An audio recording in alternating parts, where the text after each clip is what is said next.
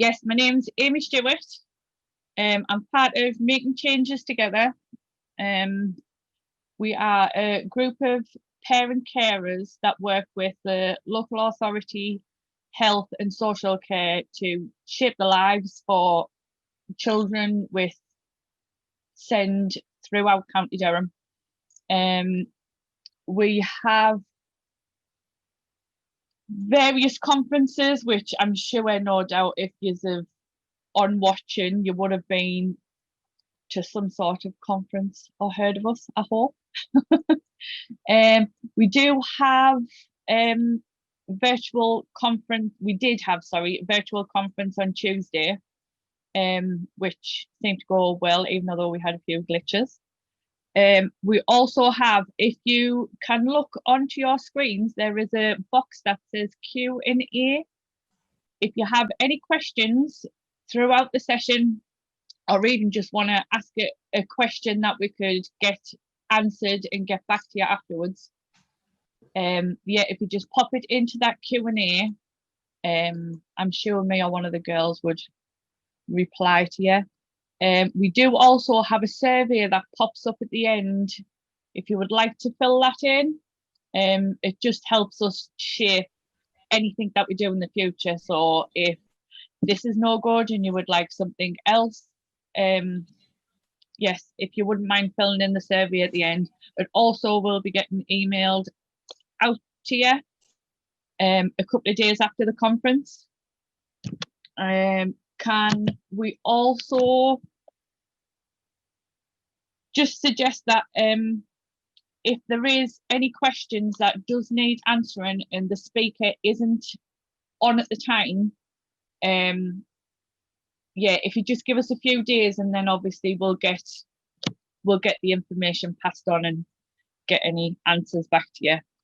Just a quick reminder, we do have a little bit of a break, which we are going to have a poll up on the screen. I'm not sure 100% whether or not you can skip it and then go back to it.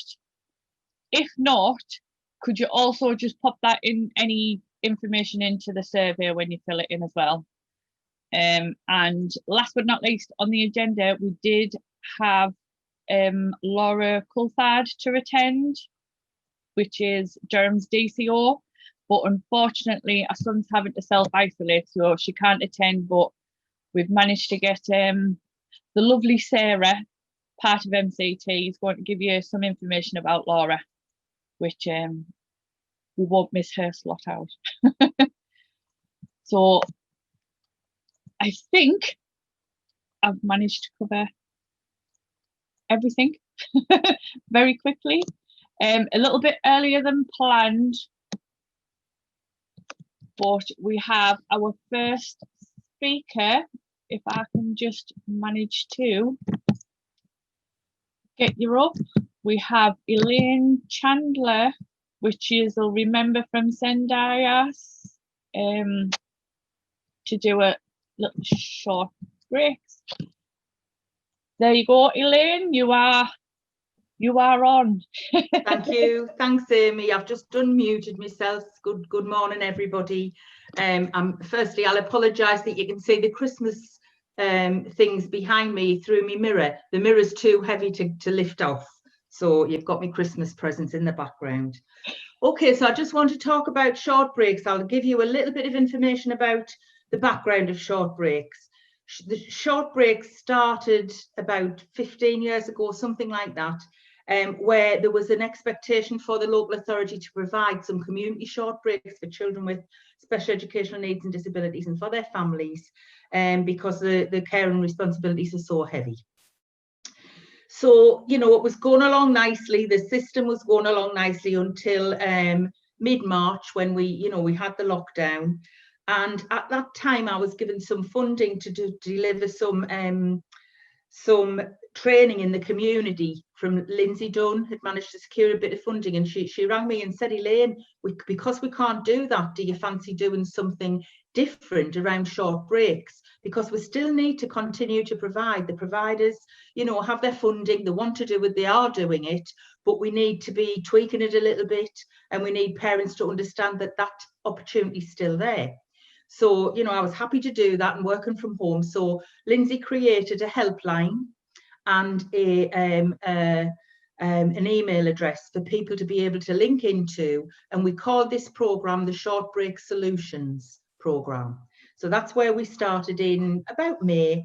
And the way we started, you know, our sort of the council's response to COVID was we started Zoom meetings with the providers and the carers and reps from MCT, the short breaks panel that usually meets, so Sarah and Louise from MCT, Integrating Children, DADLG, and I know Lesley's on next, the marvellous Lesley, and who else? Sportworks, and then Durham County Carers as well, because they're very heavily involved. So they're the providers.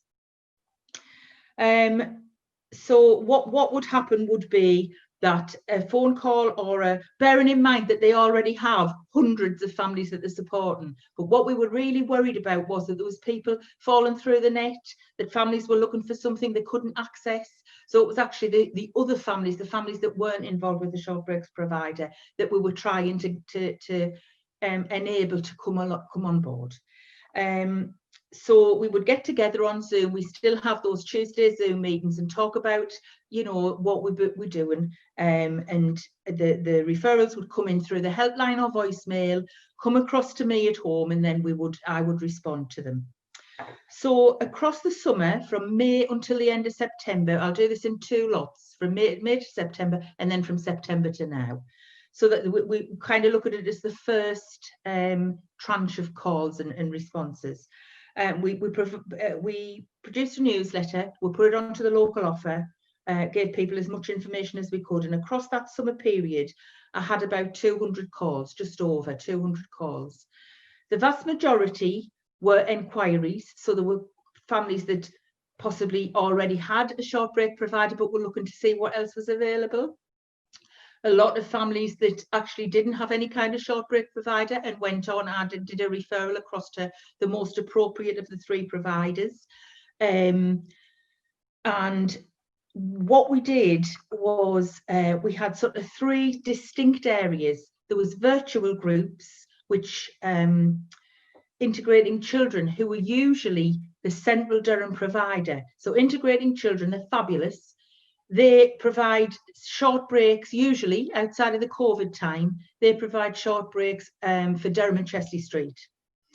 And they stick within their remit because they've got lots and lots, hundreds of families that they support.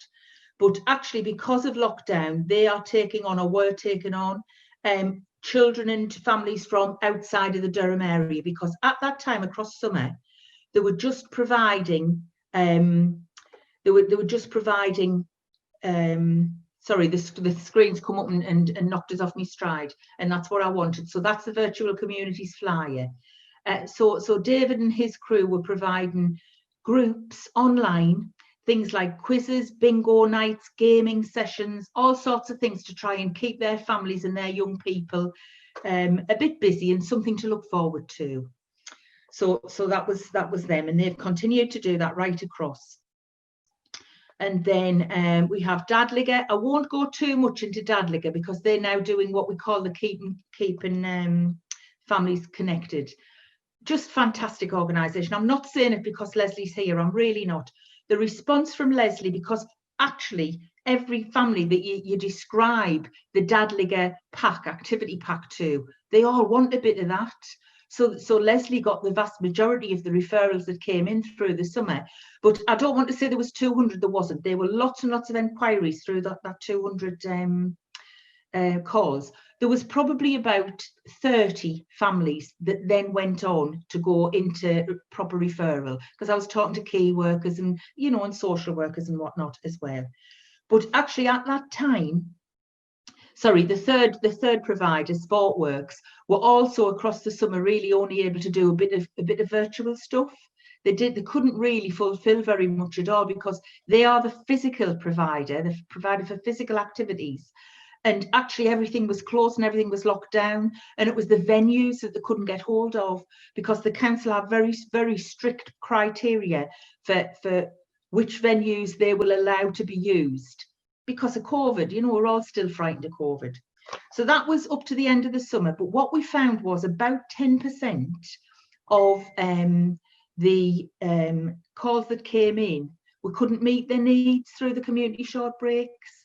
So it was probably half of them, about 4 or 5, were families who were really looking for a proper holiday. Well, I mean, obviously we couldn't provide that within the remit that we've got. So what I was doing with them was sending them to the carers, because the carers did have the emergency COVID fund.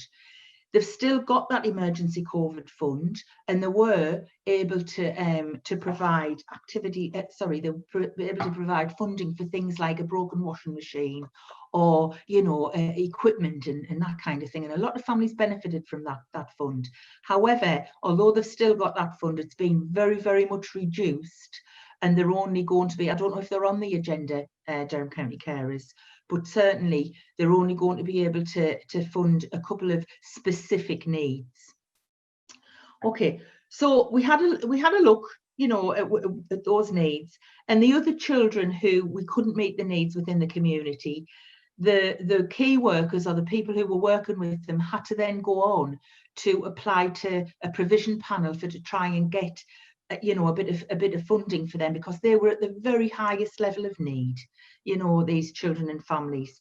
So in the summer we started to rethink what we could do. Amy, I don't know whether that flyer is still there, or can people see me as well? I don't know, sorry. Sorry, Elaine, I had myself muted. I was talking to you while I was on mute. That virtual flyer is still there. Which one would you like me up? If you can put up the newsletter, please, Amy. There's 4 flyers and there's the newsletter. If you can put the newsletter up and then just go through any sequence of the flyers, just so people can see them. Thank you. Know about that. Okay. So in the summer we produced these newsletters, these flyers. We produced 4 flyers and a new newsletter, and this is the newsletter. Now, for anybody who wants a copy or wants to see it, it is on the local offer. You go onto the local offer, and it's a 2-page newsletter, and it's got the contact details for the Short Break Solutions program. I'm sorry, Elaine. Just give us 2 seconds. Heidi, can you just mute? Oh, sorry. I couldn't get on because I'm sharing my screen. Sorry about that. Carry on. It's okay. So that's the newsletter, and it has, it alludes to the four strands. So actually what we did was, at that time, at the end of the summer, we put in a 4th strand. So we continued with the virtual activities, predominantly with integrating children providing them. But there is also an expectation that all 4 of the providers start to do online activities. So, for example, and Lesley will tell you about DADLG, but for example, all of Lesley's families, of which there's hundreds, she's talking along in terms of creating some online stuff, because we don't know how long this COVID thing is going to go on. So we don't know how long we're going to have to continue to provide something that bit different from what we've previously provided. So on that newsletter, as you'll see, I know I'm jumping around, but on that newsletter, as Amy's sort of going down it, there's still information online. There's the Durham.gov website. You can see that link to that, and there's all sorts of stuff on there. There's active 30. It's called, and again, lots of fun physical activity. So if you wanted to link in with that kind of thing, please do, because they're brilliant. But actually, they're nothing to do with, Short Break Solutions. So the information's just there. You can take that down, Amy, and give us 5 more minutes. Then you can show the other 3 flyers. because to be honest, guys, it's putting us off. No, it's putting us off seeing those flyers and being able and talking to like a flyer. Okay, so so the second lockdown, so that's what we did. So the regular booking system of ringing into the helpline or the email address, then me responding, and I respond straight away as soon as I get them. And then the 4 providers, so they're the regular ones, the virtual activities via integrating children, although integrating have just started some face-to-face activities again. And then the Keeping Families Connected, Lesley's organisation, DADLG, and then the sports activities through SportWorks. Now, the SportWork one, we have had, I've got an Excel spreadsheet, and we're booking lots of children onto these lovely 2.5-hour sessions on a Saturday at Wolsingham, Spennymoor with Seaham and Shotley Bridge. Thank you. Thanks, Sarah. Shotley Bridge. I keep forgetting about that one. But actually, because of the second lockdown, the council offices were closed, the council leisure centres were closed, and 2 of those venues, Spennymoor Leisure Centre and Wolsingham Leisure Centre, that's attached to the school, it closed. So the council closed all the leisure centres.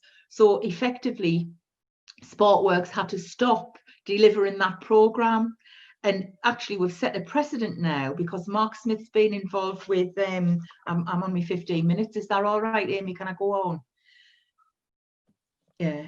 Yes, that's fine. We started a little bit. Oh, we started earlier. it. We did. Yeah. Sorry. No, So, no, yeah, so SportWorks, unfortunately, they couldn't deliver the most popular one, of course, was Spennymoor, with it being central. We had dozens of children, and Wolsingham. So we've set this precedent now, because this week they've been trying to get some staff unfurloughed to be able to run those programs on a Saturday. And although it's only just been done, so that John from SportWorks is contacting the parents, and all the children are coming back to those arrangements early. It's going to be 1 week early, so they're starting on the 28th. But that means there's been a precedent set with leisure services, so that if we do get locked down again, and SportWorks are running physical programs for the children with SEND, we can actually hopefully get them to reopen again for those sessions. I hope that makes sense. So we're really pleased about that, because actually, as I've said loads of times, we don't know how long this will continue. The 4th strand that we put in was something called the community enabler, and that's to enable the families that we couldn't facilitate anything for within the community short breaks. So the children who were at home, who were simply unable to get out the house. And we've got, everybody talks about mental health and, and anxiety, heightened anxiety and whatnot. We've got lots of those families, and we know our regular providers have got lots of those families. But the ones that are coming forward that haven't got anything, that are actually really stuck at home. So we've got Including Autism, which is a Sunderland organisation that's providing that. Integrating Children are providing it for themselves. They're providing for the Central Durham area of the children they've got. But actually, the whole of our enormous county is being provided for by Including Autism. And we have about 5 children on that programme at the minute who are stuck at home. So some of them have started through lockdown. Some of those cases haven't started. They've made the parents have made the decision alongside. It's very much a kind of decision to kind of continue that after lockdown. And what it is somebody who's given those children a few hours a week. So they're the kids who we have, and young people who can't get to a physical activity group. They're the children I mean. So the second lockdown implications I've already covered. Lesley's continuing her work. The virtual groups are continuing, and they've actually, because we've had to look very closely, continuously at risk assessments, and the council have had to have very robust risk assessments around COVID and around how anybody would be interacting with families and children through the pandemic. So the shutdown, the lockdown, the second one, the main implications for the Short Breaks Solutions programme is that all of the children on those lists for the physical activities on a Saturday had to be contacted, and they had to say, look, 2 of the centres have shut down. The other 2 centres they use, and Shotley Bridge Tennis Club and Parkside Community Centre in Seaham, agreed to remain open. So actually, that, you know, they've continued to be okay. The contracts for the providers have been extended until March 2020 because the providers have got to plan, they've got to have their staff in, they've got, you know, and the Zoom meeting that we have and the kind of link that we all have together is really good. It's well established, and it means we can kind of help each other if we need anything doing. So that means it'll enable planning and provision through until the spring, which is great.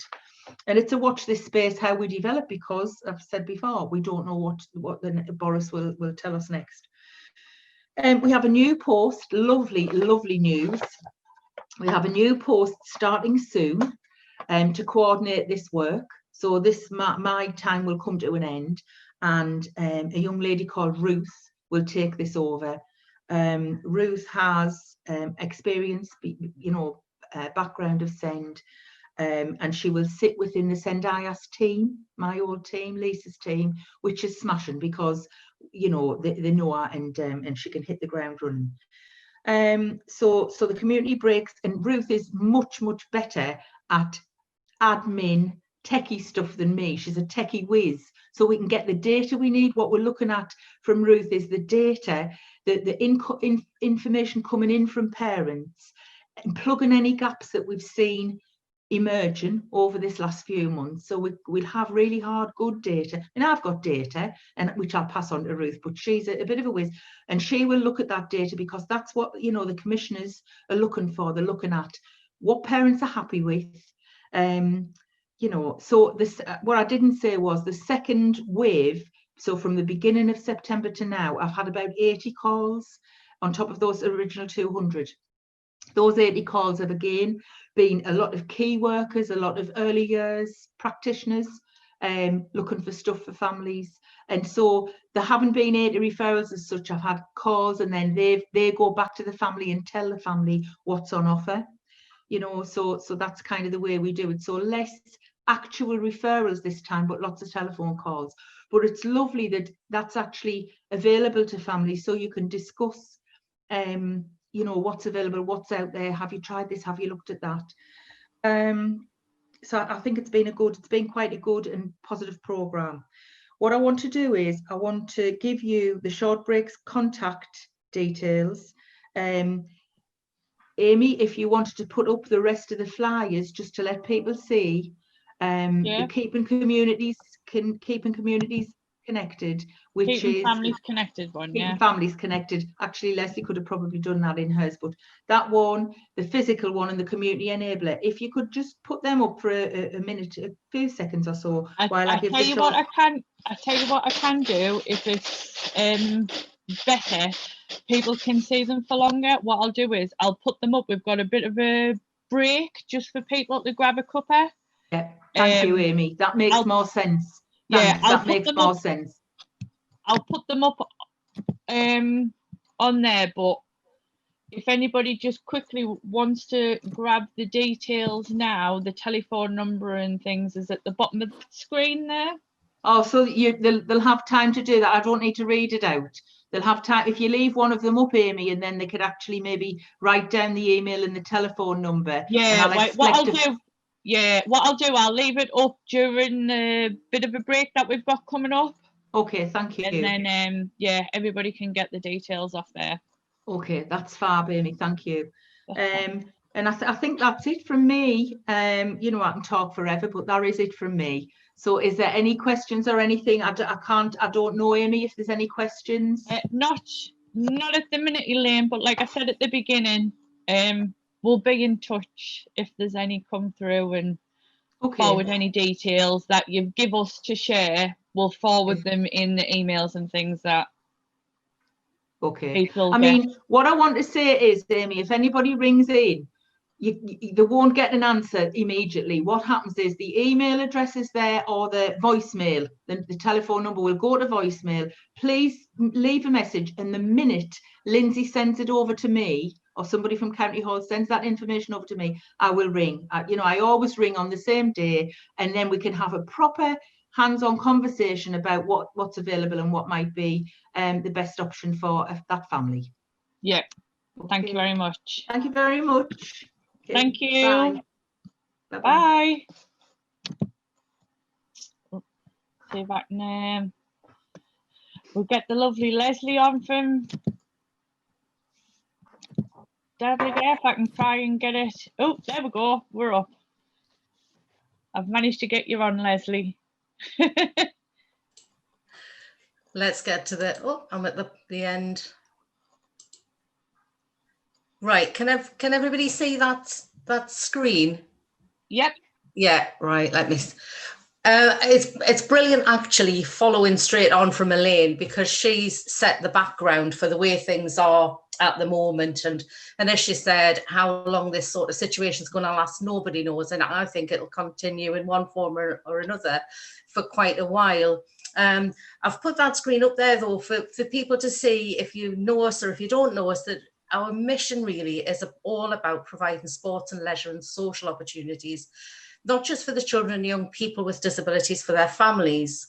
So people who do know us and who've done things with us will know about our weekly clubs, the play sessions at Wacky Warehouse, the trampoline clubs, taekwondo, the youth club, and also the stuff that we do in evenings, weekends, holidays, whether that be getting together to make a pizza and share it, or go and visit a zoo, or, we follow the interests of the families. The key thing that we're about is really reducing all the donkey work out of that. Families have got enough to do thinking about meeting appointments, what's going to be said in the education, health and care plan, and all of that sort of stuff. And I mean, I'm a parent myself of a now adult son with severe learning difficulties and autism, so I understand what those pressures are. So we want to enable families to really enjoy their time together. So having said that, we've got a 30-year history. Actually, we're 31 years now.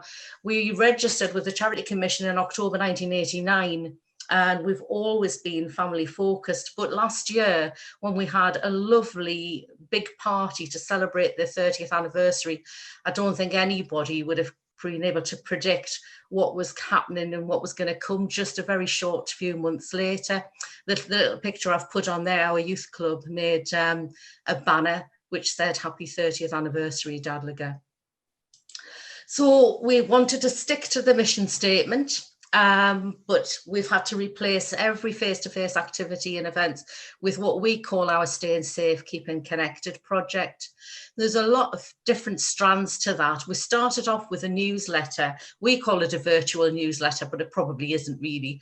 We email it to every family on our register. We have about 500 families now who've registered with us. Some people do lots of things all of the time. Some people have their favourite activities, but that's absolutely fine. In those newsletters, we've got puzzles and games, we've got recipes, and we're really trying to get through a newsletter a two-way conversation with families, and that's working really well. We ask people to share photographs of what they've done and give us little stories. We had one parent who looked at the banana bread recipe in one newsletter and said, that's great, but in our family we have celiac disease, we've got this sort of illness, we've got that kind of dietary requirement, and she sent us some recipes which we, to cater for those needs, which we checked out and then we shared with people.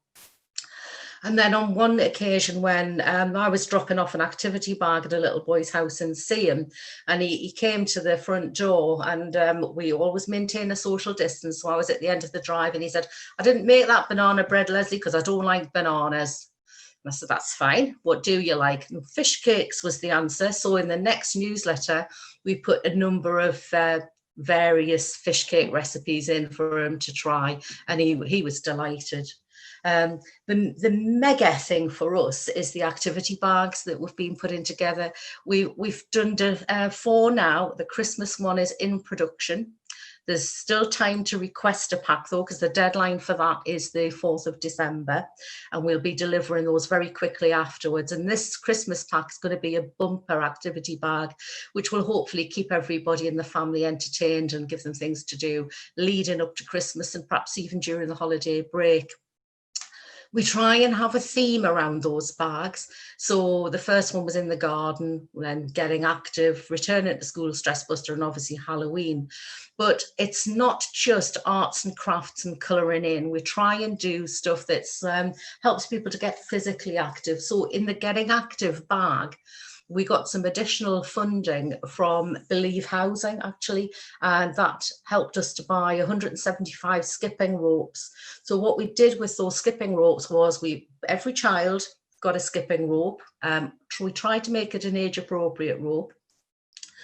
We tried to cater for those people who were not able to be physically active. So as well as skipping styles, we included a game called Snowball. So you just screw up some paper, lie a skipping rope on the floor, have one person on one side of the rope, one on the other, and basically you're bombarding each other with the paper, and the one who gets covered in the most snow is the loser, or the winner, depending on what your rules are in your family. But what we did, because we want to make all of these things as accessible as possible to as wide a range of people as possible, we popped the rope into the bag with other outdoor activities like the throw and catch stuff. And we put a card together where there was a little description of 3 different skipping techniques, so high knees, step by step, for example, but on your own, skipping on your own, and then a little challenge. Then if you log onto our website, go onto Facebook and Instagram, you'll see another skipping style. It was hopscotch actually being demonstrated. And then you can send us your little videos or photographs of how well you can do. The feedback we got from that was brilliant. You know, we had feedback from one mother who said she'd gone back to her school playground days and she was skipping along with the sports coach, and a little boy had actually learned to skip from scratch, wouldn't take part in it at school, but had learned to skip by copying the young man in the videos. So they are really popular and getting more and more popular. We're already planning what we're going to do for the one that will come after Christmas.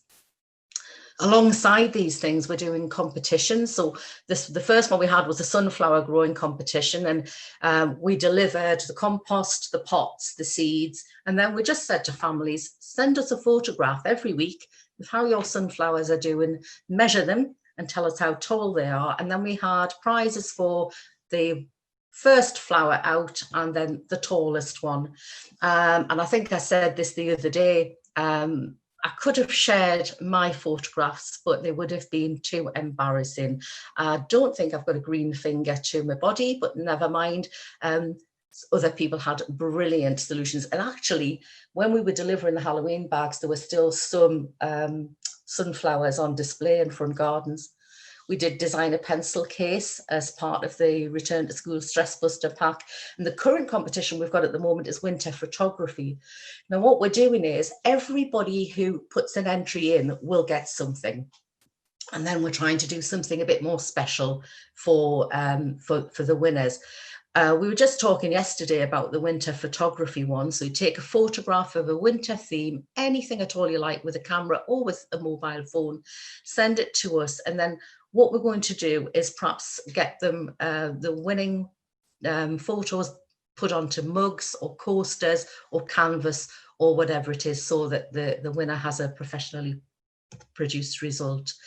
I've told you about the skipping challenge, which was going well. Now, this is a sneaky peek of one part of the Christmas pack that's coming out. We have another strand that we call Get Arty with Helga. Helga is an amazing artist, really creative. She's a teacher as well. And she has a base just near us in Vane Tempest in Durham, which is very handy. But she designed the butterfly making kits that we sent out. She designed the fabulous Halloween bunting, and all of the things in that picture there are part of the craft bag that's coming out in the next few weeks. And we've got lots and lots of different things, but I challenged her to do everything related to Santa. After Christmas, when people are usually in the doldrums anyway, never mind COVID and lockdowns and restrictions, but you know, there's that lull after Christmas and you think, well, we've the build-ups here, you know, we've had our Christmas dinner, and you've got that awful time at the end of January through February. Helga's going to do some lantern making kits, so that with various themes, and so you'll be able to produce a lantern that could actually be used as a light shade in your house or just for decoration, and that's something that's in the pipeline. When Helga does all of these things, she produces not just the kits, so you have everything down to that tube of glue or the bit of sellotape or the piece of string that you need. She also does beautiful printed instructions and some little videos, so you can watch them and you can copy her if that's what you'd like to do. Elaine touched on this one. Everything that we've been doing for well, since March really has been at arm's length, I would say. But this bit that I'm going to talk about is really more focused on keeping families connected and getting families together. So what we're looking at now is connecting small groups of families together, hopefully within localities. Everything we do really is about trying to reduce feelings of isolation, but these connections have the potential, we think, for families to develop their social networks beyond the pandemic. We've learned over many years that when families get together at either at trampoline club or their wacky warehouse session or on a day trip or wherever, they do over time develop friendships, and some of them start to meet up outside of those activities. Well, that's really, really difficult at the moment. So we know that it works in a physical sense, if you like. So what we're trying to do is connect people up over things like Zoom and with different themes. So we're working on a story time session at the moment, and we've got a few volunteer families, one in particular who are even going to dress up to tell the story, but they're going to we're going to leave it up to them. I'm going to talk to a couple of them today and tomorrow. They're going to tell a story as a family or act out the story and either video it to share online, or the brave ones will do that live. And linked in with that, we're doing a story time at Christmas. So yesterday I was working on my Christmas story, which is going to be focused on traditions in Iceland, the country, not the shop. Colleen, because she used to live in Germany, she's going to focus on German Christmas traditions. One of our trustees used to live in Greece, so she's going to talk about Greek Christmas traditions. But we're hoping again to get a dialogue as well, so that people will log on live and listen to these, we'll record them and share them. But we want people to tell us about their family traditions as well, and we'll see what we can put together to share, you know, the DADLG Christmas or Short Breaks Christmas or whatever we decide to call it. The book club idea, we've actually, I didn't say this the other day, but I got some funding from an organisation to buy some Kindles. They haven't got many of them, but if a family wants to take part in our book club, but they don't have technology because everybody shares mum or dad's mobile phone or whatever, then we can help out with that. And the idea is that we'll have a cup of tea or a drink of juice, we will have looked at the same book, and then we'll get together online and have a chat about what we liked. It's kind of a traditional sort of book club idea, and we've got a few families interested in that. We want to build relationships again. You know, that's, I think, when you're a family where there is somebody who has a disability, it is too easy to get totally focused and have a narrow view just on that disability. And we are very much a can-do organisation, and we understand, I think, that it's all about relationships. It's not about the disability. That we want to remove barriers, we want to break down people's perceptions of what somebody with a disability can and can't do, you know, and break that glass ceiling sort of thing. And just as a taster for that, we ran a Christmas card competition. So we selected 4 designs from the Christmas card competition entries. Again, everybody who entered will get a little something because they've made the, they took the time and made the effort of putting that together. And actually, just before we came online today, I had an alert from the printers to say that the first design that we've had printed up professionally is on its way to my house. So I'm hoping, because I heard the door go before, I'm hoping that when I go downstairs, there'll be a box of Christmas cards. We're having 600 printed altogether, 150 of each of the 4 designs. And if you check out our Facebook page, you'll see a lovely collage of the designs on there. We're struggling a little bit with the pen pal idea, but so if you have any ideas about how we might develop that, please share them with us. But just some sort of boring, tedious stuff, I think, for a minute. The world is very different because of COVID-19, but some things don't change. Please look at all of our social media, but we can't take requests for packs or anything else via social media. It just isn't manageable.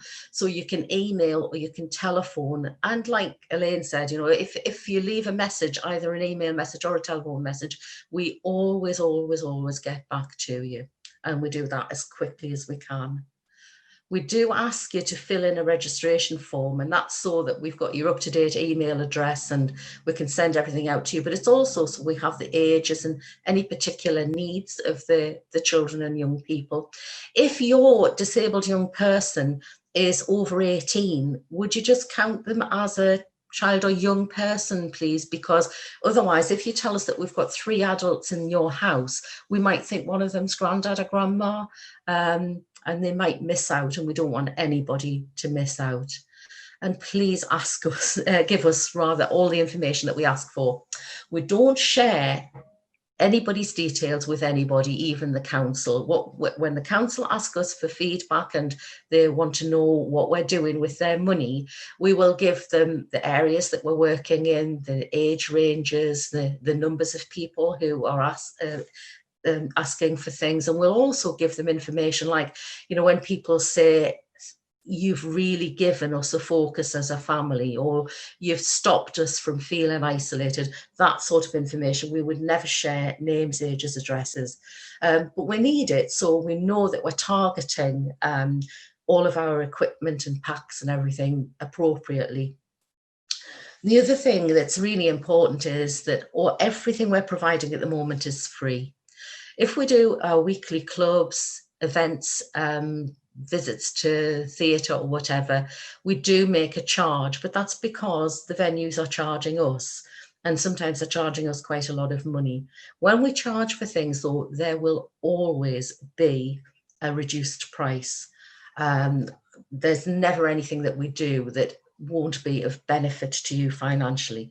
But at the moment, there are lots of people who are either furloughed, they've lost their jobs, finances for all sorts of reasons are particularly difficult, and even things, it's been in the media a lot lately, having your children at home 7 days a week and feeding them 3 meals a day 7 days a week is very expensive. So we want to remove any of that stress as well as far as possible. Now, I haven't said when COVID's over, but what's going to happen when COVID-19 is under control? I'm one of those people, I'm afraid, who thinks that it's going to be with us for a long, long time, and it will be something that we'll learn to manage and to get under control. There probably is not going to be a day when we just stop doing all of the new stuff I've been chatting away about and go back to doing all of the old stuff. It's more likely to be a transition between one and the other, and it'll be very much based on risk assessment. We need to look at our smaller weekly groups. We can't go straight back to having 40, 50 people at ROF on a Tuesday night. And that's going to be incredibly difficult to manage. We need to look at COVID secure venues. And what we'll do is every type of activity or event that we typically provide or offer, we will risk assess that one, and then it'll be prioritised. We will begin with the ones that we think are the safest and the most secure, run some other things alongside it, and then we hope that this time next year we're much nearer what will be an old normal, if that's the proper phrase to say. You know, as you get stuck, I think, sometimes with all of these things that people use to describe the situation. Sorry to interrupt you, sweetheart. It's 2:15. Would you like to put up your details? Yeah, I've got just a couple of things, I think, and then we'll go back to the details. I wanted to emphasise the fact that when we drop the bags off, we will maintain a social distance, but we're really happy to have a chat with you. You know, 'cause sometimes we're still getting people say that they don't see very many people. So anyway, here's our details. You can find us on Durham Family Information Service. The website's there, Facebook, Instagram, email, and you can telephone us. And if all else fails, Google, just search Durham Area Disability Leisure Group and we pop up. Okay. Thank you very much, Lesley. No problem. Sorry about that. It's fine, it's fine. I'm trying. You're trying to keep on time, yeah? That's absolutely fine. Amy. I wasn't very good at the timekeeping on Tuesday, so I'm trying to keep on top of it today. Best of luck. Thank you very much, Lesley. Okay. I'll just see if I can change it over. Oh, thank you. I was trying to get it off there. Right, next up, obviously, I did say in the agenda that I'm trying to. Right, I think I've managed to get it on. Right. Like I was saying in the agenda, Laura can't be on today, which is Durham's DCO, designated clinical officer. But we have Sarah from MCT who is going to be filling in for Laura. Are you there, Sarah? 2 seconds. Can you all say that? Yes, we can. Yeah, so Laura is as Amy said, is the designated clinical officer in County Durham. Yeah, so she's a qualified clinical psychologist, and basically she's the SEND contact for health within County Durham. So she can help with any issue with regards to health, for example, CAMHS, speech and language therapy, or any other health issues. So if you have any queries regarding a health professional involvement in your child, then that's Laura's email address. Just contact her and she'll be happy to help.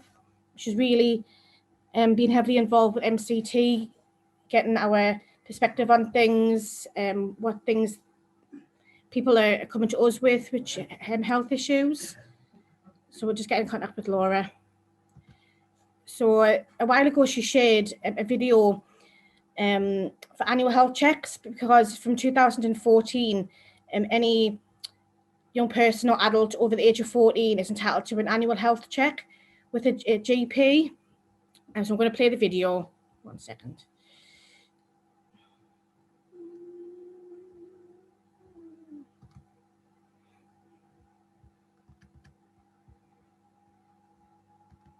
Happy 14th birthday. Have you had your NHS health check?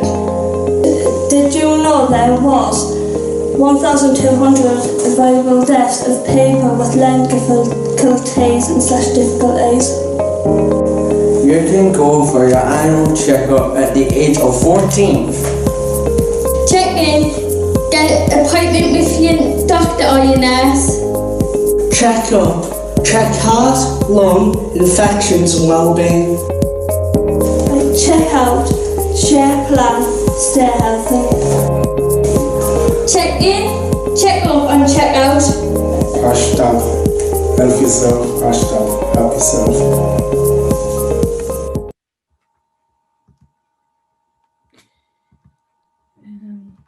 So Oh. 1 second. So again, that's Laura's email address if anyone wants to contact Laura. I'll put it in the questions bit. And that's it. That's my bit. Thank you, Sarah. I missed a little bit of that. Somebody went knocking on my door. I had to go and answer my door. But yes, thank you very much. And like I said, any questions at all, health relating, whether it's just anything at all, really, health relating, if you just pop it in the questions or message us, or like Sarah's just said, Laura's details was just on the screen there. Yes, so that was Laura's part there. I'm just actually trying to find, next up we have Durham Works. We are a little bit ahead of schedule now because Laura hasn't done a full slot, so I am just going to see if I can find Cheryl to add her on. Aha! Oh, that's why I can't find you, Cheryl. You're down as Paul. Oh. Okay. Yeah, down as Paul on the screen. I was getting so confused. Right, 2 seconds. I'll just pop you up on the screen. Okay. And Am I on? yes, go right ahead. Oh. Right, I'm here. Morning, everybody. Right, I have got a presentation that I will attempt to share. I did all right on. Oh, look, see, I'm jinxing myself. I did all right on Tuesday. I was a bit worried because I'm not used to Zoom, but let's have a go. Right. Here we go. That one.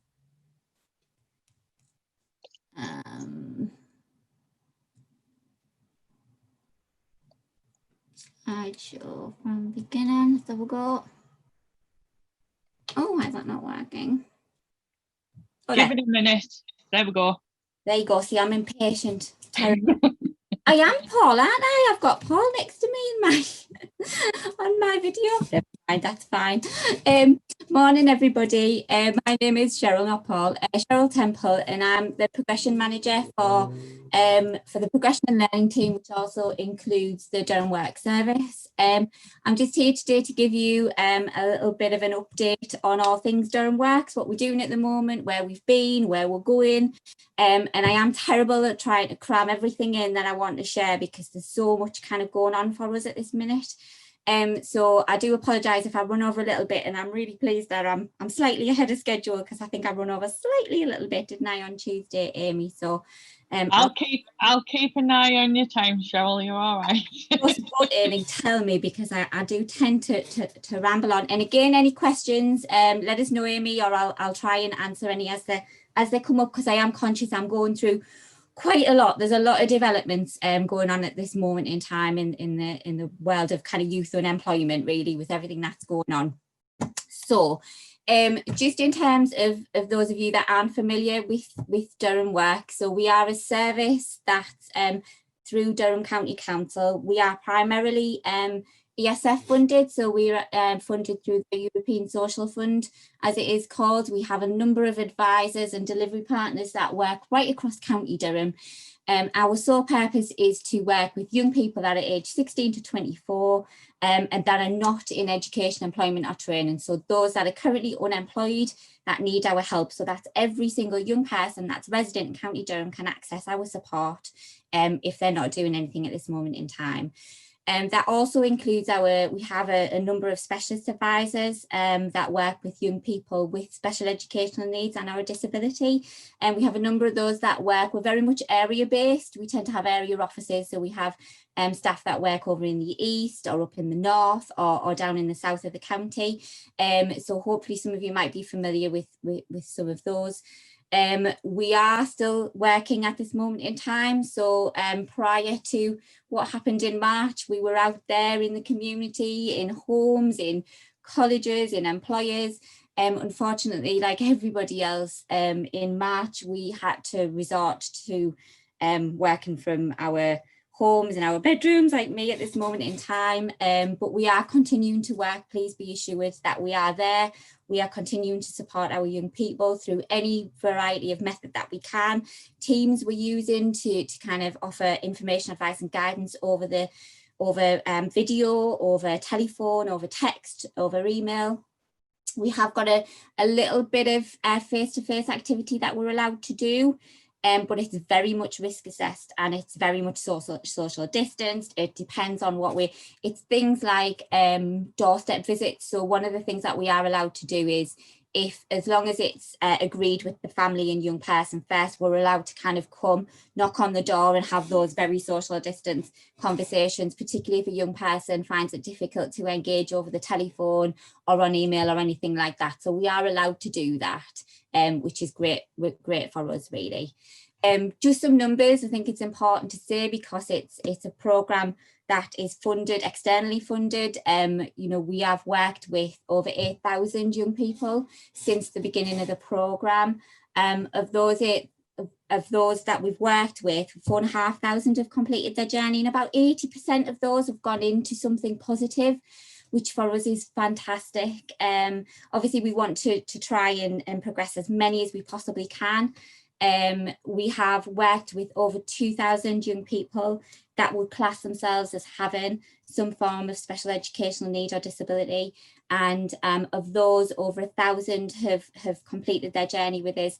And we're currently at about 79% have entered into a positive destination or outcome. They've gone into a job, or they've gone into training, or they've gone into an educational opportunity. Again, we'd love that to be 100%, but you and I know that that's not always possible. So we're striving all the time to try and get those numbers up and work with as many young people as we possibly can. So that's our kind of normal Durham Works programme that we offer. Like I say, that's still ongoing. Please refer to us. I've got some contact details at the end, or if you've got any questions about your particular circumstance, I can hopefully answer that for you. Something that, again, one of the new developments I wanted to share with you this morning is that we have managed to get some more external funding to support all our young people in Durham, particularly to work with young people in schools. So rather than what we do at the moment is we work with them 16 to 24, where young people have potentially gone into college and not managed to sustain that. They've had issues, they've dropped out, and we pick them up then. But what we're trying to do is work a bit more preventatively. So we're trying to work more with young people that are in school that that maybe would struggle a little bit with their transition through into a big college environment or something like that. So what we're really excited about is to be able to do this, because what we don't want to do is see young people fail. So if we can prevent that by working with them a little bit younger, then this is the program that we're going to offer. So we have got a team in place now. The support is available now. We're working with a number of secondary schools right across the county. We've targeted certain secondary schools because of the high, because they're located in kind of areas where there's high unemployment of young people, or if they've got particularly high numbers of young people where we think that they may struggle a little bit with their transition. So that does include all special schools across the county, and also includes all those that offer alternative provision. So those young people that have maybe been permanently excluded, or for them where school hasn't been the right option for them, they just haven't managed in a secondary school, so they are currently in alternative provision. They will also access our support, and that can include also young people with a SEND support plan. So how we'll identify which young people will be offered the support will be with schools, it will be with professionals. Those young people with an EHCP will absolutely be included in the programme and will be offered support. and those young people with a SEND support plan could also be included in that. We're looking at about 25% of young people who are in year 11, which is roughly about 40 to 50 young people. We'll be offering support through things like group work, and also things like one-to-one guidance, and also some quite intensive mentoring support that's for those young people that really need it. So it's all based on need. It's all very personalised in terms of what each young person might need from the programme. So young people with an EHCP, so I've mentioned before that we are working with certain secondary schools on offering this bigger offer. There's about 16 across the county, and I can absolutely share which schools those are. For every other secondary school in County Durham, they will still access support from us for those most vulnerable. So if you have any young people with an EHCP, they will all still get a one-to-one guidance interview, and then they'll also access support over the summer as well, should they need that. And that'll be entirely up to you. Our advisors as well will work really, really closely with the SEND casework team and with the school and with the college to make sure that the support is right. And we're hoping that the majority of them will be able to attend some of the EHCP reviews in year 11, so we can either introduce ourselves or, you know, hopefully we might have seen you before then, but that's the idea. So we'll be along EHCP reviews as well. We've also got a lovely bit of work that's ongoing with investing in children in the extreme group, which I think, I'm not sure whether that's been referred to later in the day, but we are developing an animation at this moment in time, and the young people are very much leading on that themselves, because what we want to do is to try and demonstrate the options that are available to young people with SEND, those pathways to employment.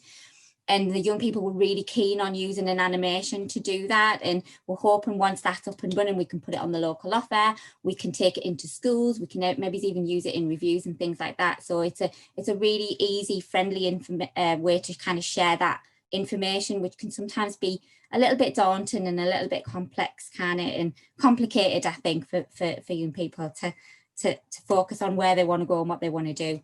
So in a nutshell, this is kind of the programme of schools, the support, and we try to kind of demonstrate it in a little bit of a diagram for people to understand. So if you're a young person in year 11, you could access the universal service. So you might not have any extra needs. You may just, you know, go to college open evenings. The school might organise that for you. They might organise for a college to come in and speak to you. They might organise for different training providers to come in, and that would be enough for you as a young person who is quite confident and getting on very well with and knowing what they want to do next. The next step up from that is additional school services. So some schools bring in and buy in their own careers advisors, for example. You know, they use people like CareerWave that can come in and give one-to-one careers guidance interviews, which is fantastic, you know, for those young people that need that. And then we would step in, really. So we're a more targeted service. So the young people that would work with us would either go through pathway 1, 2 or 3, or they could go through all. So the least intervention we would have would be just some group work, which would be things like options on leaving school, learning about vocations, you know, what does it actually mean to be a hairdresser? You know, what's the real life experience and that kind of work, and motivating, and maybe mock interviews, things like that. The second step up from that would be the one-to-one guidance work that absolutely all young people with an EHCP will receive. And that would be that kind of one-to-one careers guidance interview to make sure that you're on the right track, you know where you're going, and you know, you've got your next step sorted, if you like. And then pathway 3 is the mentoring support, which I mentioned earlier, which is where there's maybe some young people that for them it's really, really difficult to think about moving on anywhere else, and that's going to be really quite difficult for them, and it's more intensive support. So it's building a relationship. We've got some great new staff with us. A lot of them have kind of youth work background, so they're really great at building relationships with young people and making sure that they know what their needs are, and they can kind of help and support them. And that support will go on and it'll carry on through into college, or into training, or into, you know, wherever apprenticeship or wherever they decide to go into, and they'll link up massively with the staff in that kind of post-16 provision. So we're really excited about this particular programme. So I'm hoping that, you know, with the world of COVID and everything that's going on at this moment in time, everything that we want to do and that I've just described to you is obviously having to be massively adapted. We were hoping now that we'd be away, we'd be in schools, we'd be delivering group work, we'd be seeing young people, and it's such a shame that we're not able to do that, but we are still here and we are still working with schools and we are adapting. So what we're doing is we are offering virtual interviews. So some of the schools are being fantastic and they're setting up computers for us, and they're getting the young people to come in and do this, so we can actually, you know, it would just be like we were sitting on the other side of a desk with them. So we're able to do an awful lot of what we would have done anyway. So that's what we're doing, and we're adapting some of our group work to be delivered virtually, but also, you know, where we can and where we're allowed and where young people would really struggle otherwise, we have got some advisors following all risk assessments and are going in and offering the one-to-one intervention where we can. So that's our school stuff, which is great. Another really good and exciting opportunity that we've got coming that I want to tell you about is our supported employment programme. And again, this is brand new. It hasn't even started yet, so I'm kind of so I haven't got as much information about this as I had about the school's work. But needless to say, it's definitely coming. And again, it's something that we've been wanting to do for quite some time. So it's going to start off small. So it's a small service initially because it's a partnership approach with education, health and social care, adult social care. We've all come together to create this, to put funding in to create this service that we're hoping to start from January, February, kind of early 2021. So we have got some funds to do that, but what we've also got in the pipeline is we've put a bid in for some external funding, because at this moment in time, that service is probably smaller than we would really like to do. So we have got this external money that we're hoping, fingers crossed, will come in next year to allow that service to be much bigger and to reach much more people across Durham. But for now, we have got something which is great. So the programme will be called Durham Enable, and it will support adults aged 18 plus who have identified special educational needs and are a disability, including those that have mental health. I must say that because I haven't put that on there, but it will include many adults that have struggled with mental health as a barrier to getting into paid work.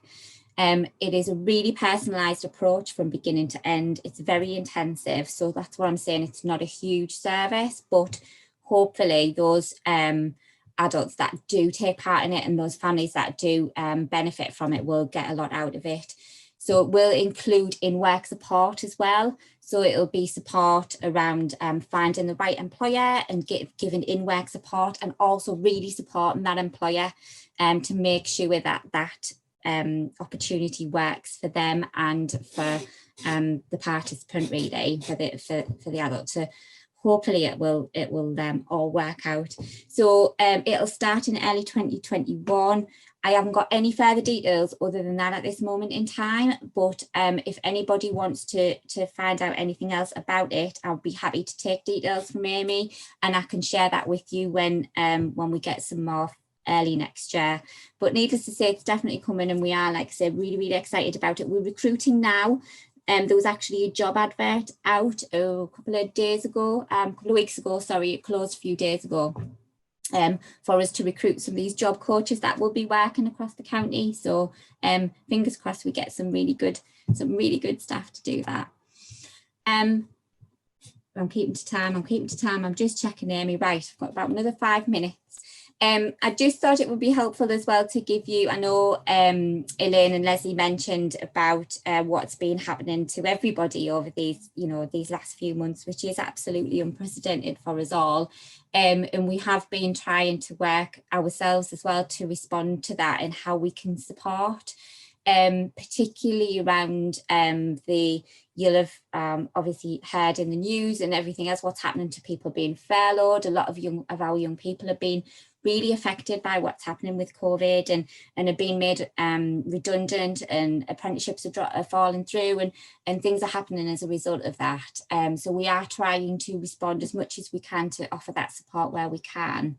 So these are just a few of the things that we've done and that we are looking to do to try and help our young people as much as possible. One of them's been and is ongoing at this moment in time is the Woodlands Transition Programme, which is, we've worked really closely with the Woodlands, which is one of the, what I mentioned in the schools, it's an alternative provision for young people where school hasn't managed to work out for them. And because they were identified as being particularly vulnerable in terms of being able to, I suppose, manage during the world of COVID and get themselves through into college. And I think just that extra support from us, we thought would really, really help. So we've had a few advisors working solely with those young people across the county as a result of some funding that came through from central government. And it's been great so far. We've had some really good outcomes and some young people have really benefited from that. It's still ongoing until January, and from that time, any young people that haven't managed to be successful, we'll pick them up through the General Durham Works. But we're hoping, fingers crossed, that most young people have managed to go into college or go into education somewhere and have stayed, and it's been really good actually. Kickstart. I don't know whether any of you have heard of Kickstart. You might have heard Boris Johnson actually mention Kickstart and some of his daily briefings that he's been doing as a government response to the youth unemployment problem that we have, including in County Durham at this moment in time. There's been an absolute surge of young people applying for universal credit as a result of what's been going on. So Kickstart is a programme that they've developed to try and help with that. So ourselves as Durham Works are currently in collaboration with over 50 employers, and we're hoping to offer about 104 placements in total. Now they're 6 months paid job opportunities, which is, again, it's fantastic. We're hoping that loads of them will be able to be kept on and stay in work. If not, we will be supporting them to find something else at the end of it, but fingers crossed it does work. And as Durham County Council, we will hopefully be offering them ourselves as an employer as well. We're currently engaged with conversations with all the managers throughout the different departments, where we're hoping to offer 6-month opportunities within Durham County Council as well next year. All of those referrals need to come through the job centre. It can't come through us, unfortunately, yet. We're hoping that we might change that. But at this moment in time, all referrals have to come through the job centre. So if you have any young person that you think might benefit from this and might want to take that opportunity up, then please get them to speak to their work coach or to go through Job Centre Plus. If you need any more advice, I'm happy to give it at a later time. Youth Hubs is something that we are developing. Again, it's very much a partnership approach. So we're working really closely with DWP and all the job centres basically to create a number of, we're calling them youth hubs across the county, which will be hopefully when we can get back to, I know it's not going to be anything like what we used to, but we are hoping that when things get a little bit more under control, we can have these new shop front locations. So watch out if you live up in Stanley or Peterlee, and the next one will be Bishop Auckland, where we are going to develop these shopfront locations where we will have different agencies, services that are dedicated to working with young people and supporting them into employment. And that's absolutely inclusive. That's for all young people. That includes young people that have special educational needs or disability. It includes everybody. So please take advantage of that. If you do see that, or if you want any more information, I can give you that and I can let you know as soon as they arrive and as soon as they are up and running. But they are now, we've identified locations, so they're going to be coming next year.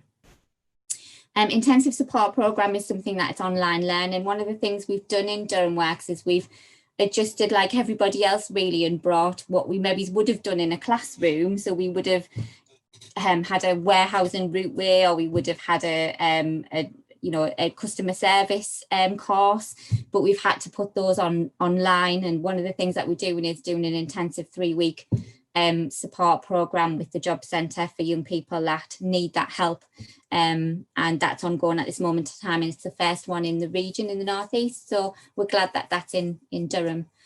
Again, any more details I can give them to you. Right, 2 minutes, Amy, and then I'm done.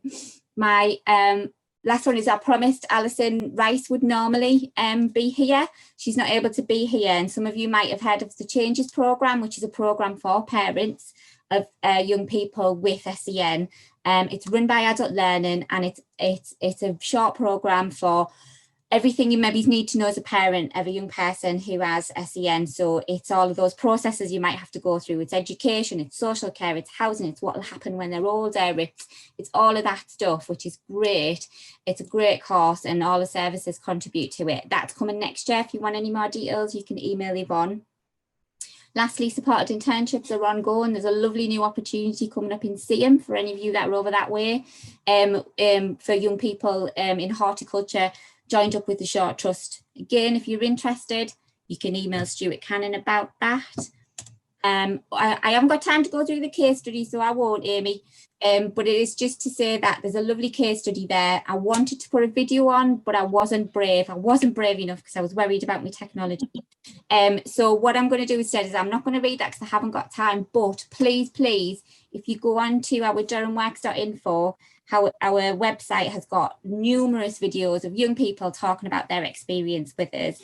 We've also got on there a chat facility. So if you go on, there's a lovely little speech bubble. If you've got any questions at all about us, about what we offer, you can type that in, and we have an advisor that sits on the other end and that can give you that response immediately. And that's open 8:30 till 5, Monday to Friday.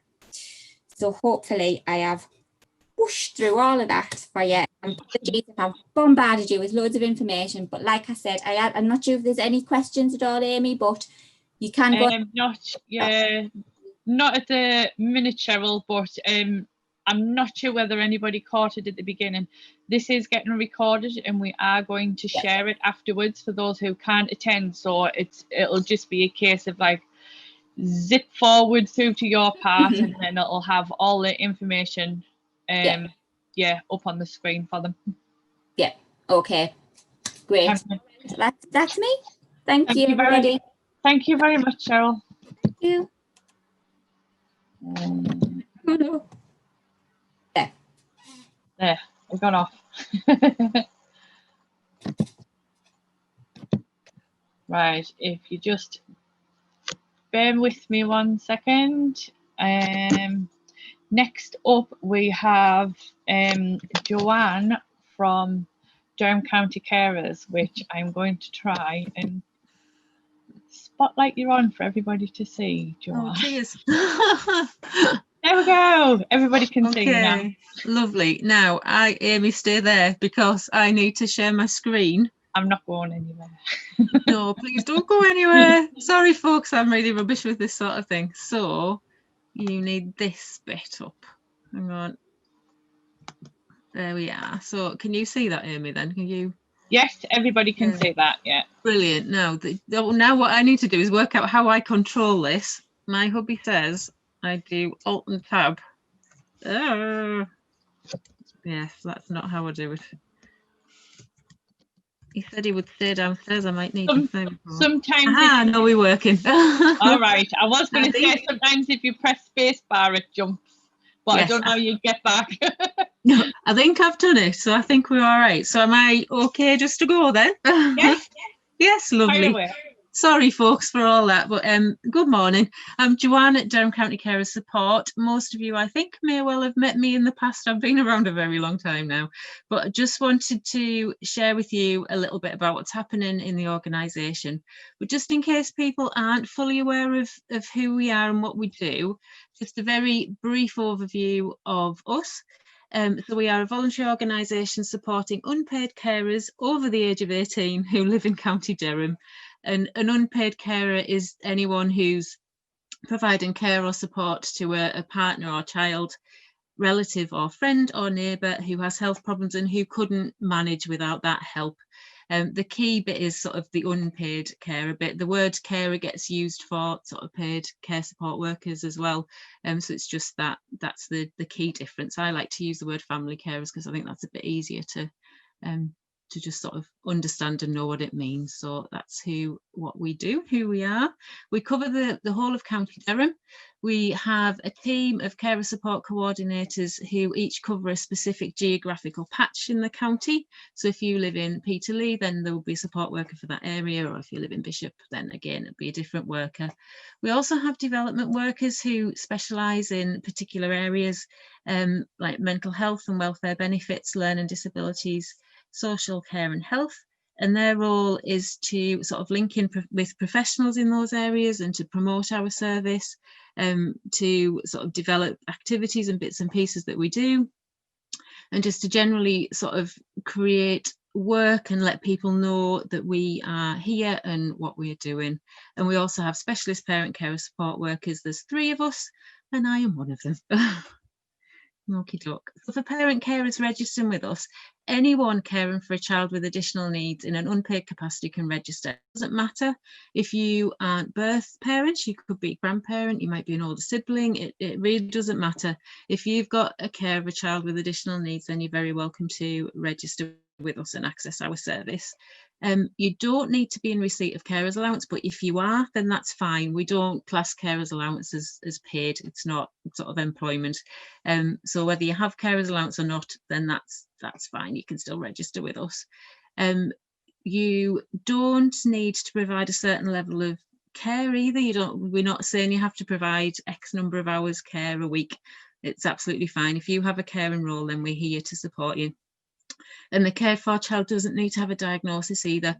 They do need to have some level of additional need, but there's lots and lots of children out there who have additional needs who haven't been diagnosed or perhaps won't ever be diagnosed depending on what's happening for them, but that's still fine. You can still come to us and we'll support you as best we can. So the COVID, and I would imagine that the other speakers that have gone before me have said a similar thing.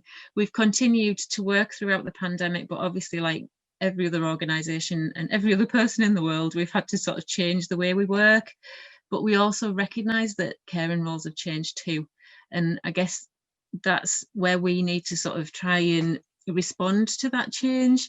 And we have been asking parents how things have changed for them, and this is what you have told us, our parents have told us, that actually regular activities have been on hold, and actually that can be a really big thing for some families. If you have children with, for example, sensory processing needs, and they need that physical activity to sort of regulate the senses, and then that all of a sudden stops, that's really, really difficult and has an impact on families quite significantly. Obviously, changes in school routines as well can again impact on family life and on that child and their anxiety levels and how things are progressing for them. I don't know whether anybody's had to isolate or not. Fortunately, touch wood, in this household we've managed to escape it so far, but if you've had to isolate, that must be incredibly difficult too. Working from home instead of your usual place of work is really, really tough, especially when the children are around and you're trying to balance those two things. And appointments, I think we've spoken to an awful lot of parents recently whose appointments have been delayed, or you haven't been able to access the normal support that you would get from those services. And that, I know services are working really, really hard to sort of meet that need, but it has been sort of delayed, and that can make it really difficult for families too. Just a general struggle to get to amenities or the things that you need, because obviously a lot of shops are closed, or just actually getting to the supermarket is much harder than it was. We have been sort of spoken to parents who've had issues about wearing face coverings where the children themselves have been exempt, and actually they've had some confrontation around that, which isn't really what you want to face when you're just trying to go about your daily business. Reduction in income due to COVID restrictions. Changes to formal and informal childcare. I think that's been quite a big one for a lot of families, that your normal sort of childcare arrangements just haven't been there. And I know they did sort of change things to sort of, you could create a childcare bubble, which has maybe made things a bit easier, but that's still, again, it's just more change in your normal routines and day-to-day life. and not being able to access your peer support in your normal way. I know lots of organisations are doing things online, which is brilliant, but it's not quite the same as being able to sit with a friend and a cup of tea and just being able to have that chat in a relaxed sort of way.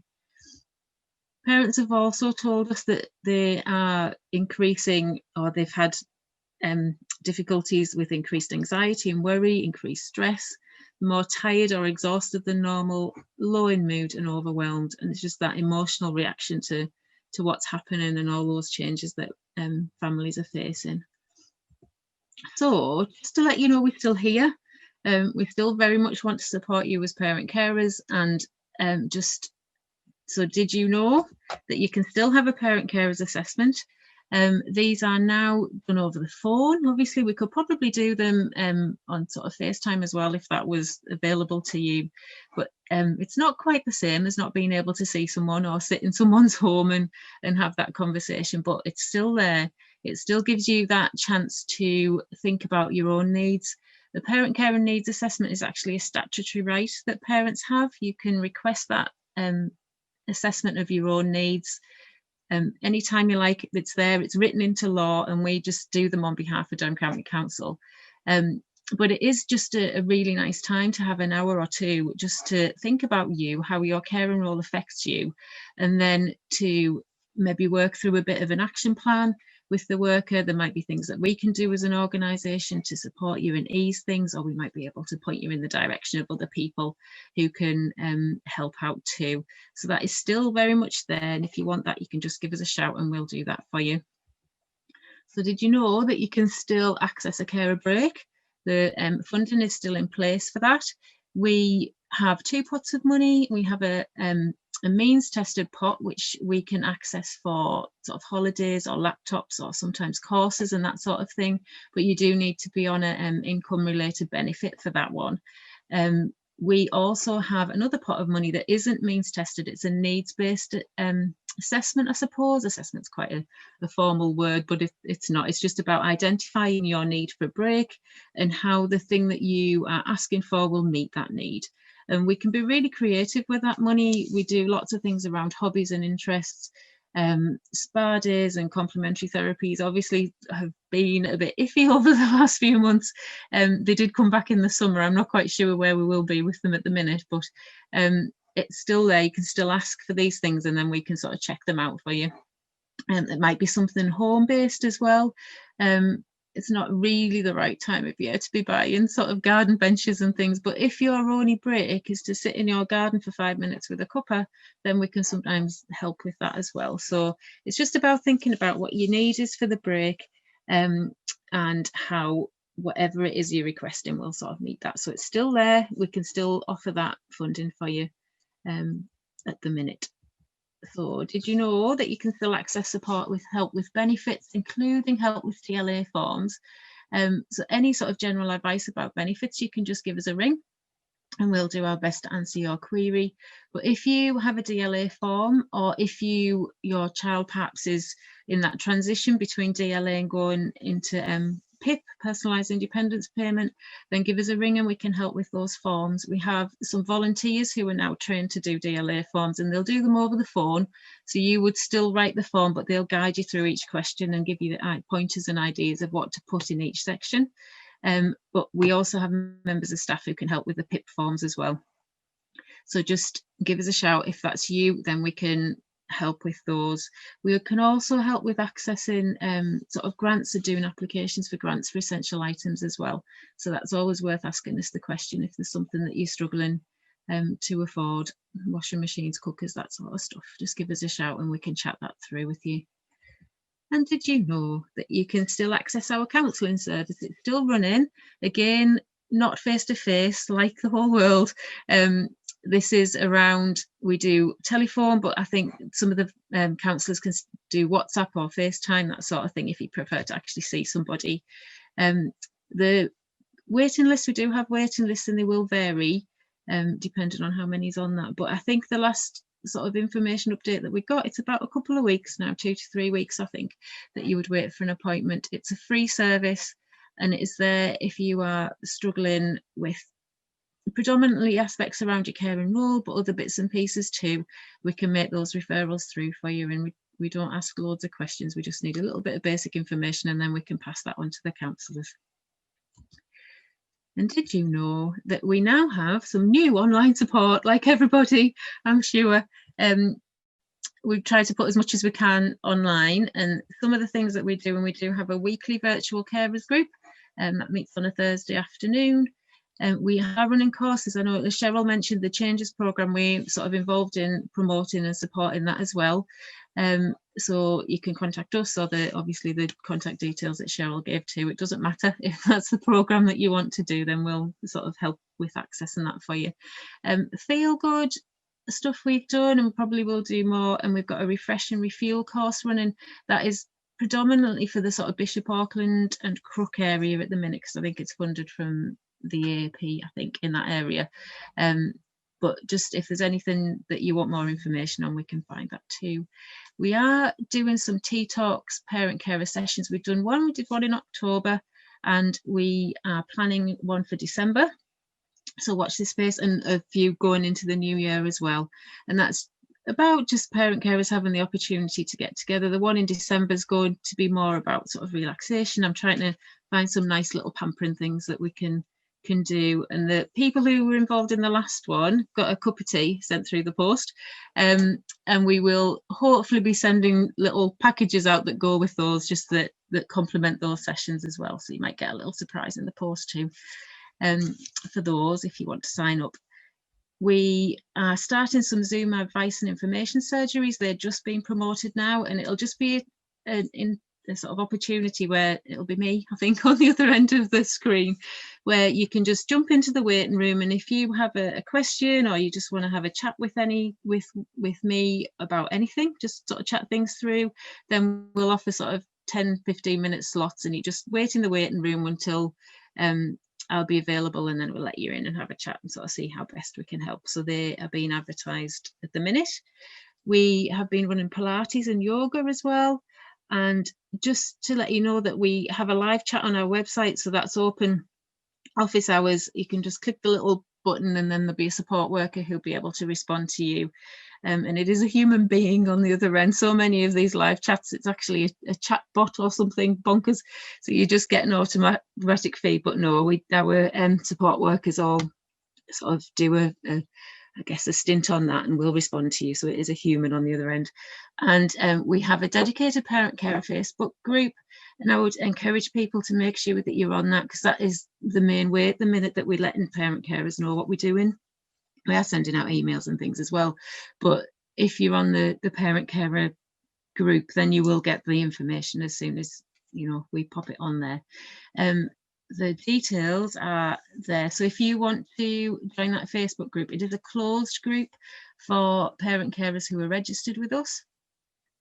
You will be asked 3 questions when you try and join the group, but it's parent carer support and then in brackets County Durham, and if you just put that in the search bit on Facebook, then you should find us. Request to join the group, and we shall check that you're registered and obviously let you join. If you're not registered, we would just pop you a message back and tell you how to, because the more people that register with us, the better really. And our telephone numbers there, and the website too. We have a really open referrals system, so if you're a carer and you need some support, just give us a ring. If you're a professional who is concerned about a carer, then obviously as long as you've got their permission, just give us a ring, and it's not a problem at all. And we are here, and we'll continue to be here, working from our bedrooms and wherever, just to sort of continue that support, and just to say that COVID-19 doesn't mean that you have to struggle as a carer on your own. We're here, and we will do what we can to help and support you. And I think, Amy, that's it. Thank you very much. No problem. And I must say the tea and talk was lovely, and I can't wait for December's one. We are going to have Heidi on next from the sensory place. If I can manage to get you on, Heidi. You'd think I've done this enough times to manage to get you up onto the screen, wouldn't you? There we go. Hi. Hi. Hi. Yes, go right ahead. Brilliant. Thank you. Thank you. My name's Heidi. I am one of the trustees and founders of the Sensory Place. We are fairly new, so I appreciate a lot of people may not have heard of us. We began in July 2019 as a group of parents that just wanted some different sensory-based activities. So we started with a sensory session over at South Durham Gymnastics, and that has been really popular. It's been lovely. It's such a big space, so you know, you can kind of spend time as a family, but then you can speak to other families if you want to. So those have always been really popular and we love them. We did offer different forms of training, so we teamed up with Teaching Hands to offer Makaton courses. Not so much the qualification, because the idea with Makaton, I think, is that it's a continual process, so unless you're practicing it all the time, it's very hard to remember it all. So we wanted something where parents could dip in and out, and you know, if their child had made so much progress that they didn't forget everything else that they'd learned. So we'll hope to have that going again next year. Obviously everything's just been upside down for everybody. We had a lovely horse riding session. We had a craft fair that was absolutely brilliant, and that raised us some funds to do some of the things that we wanted to do. We teamed up with Cerebra, who came and offered us a sleep workshop, and that was really well received, and the sleep practitioner was amazing and had a really good understanding of SEN children. We also offered mental health first aid through Bishop Auckland College, and that was a really popular course, and I think it showed that there was a big gap and that families felt like they needed that support around mental health. But by coming on the course, they were able to identify when their child's mental health became a struggle, and were able to support them or know where to go.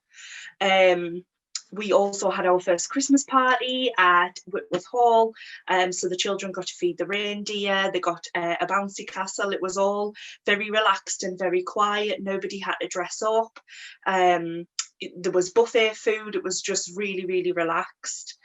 We also had our first Valentine's silent and sensory disco, which was absolutely brilliant. We had a really good mix of children there. We had cake making and crafts, we had sensory toys, we had a bouncy castle that unfortunately kept deflating, but that, you know, it was just one of those things. But the kids really seemed to love that they could join in with the music when they had the headphones on, and then take them off and, you know, have a few minutes calming down.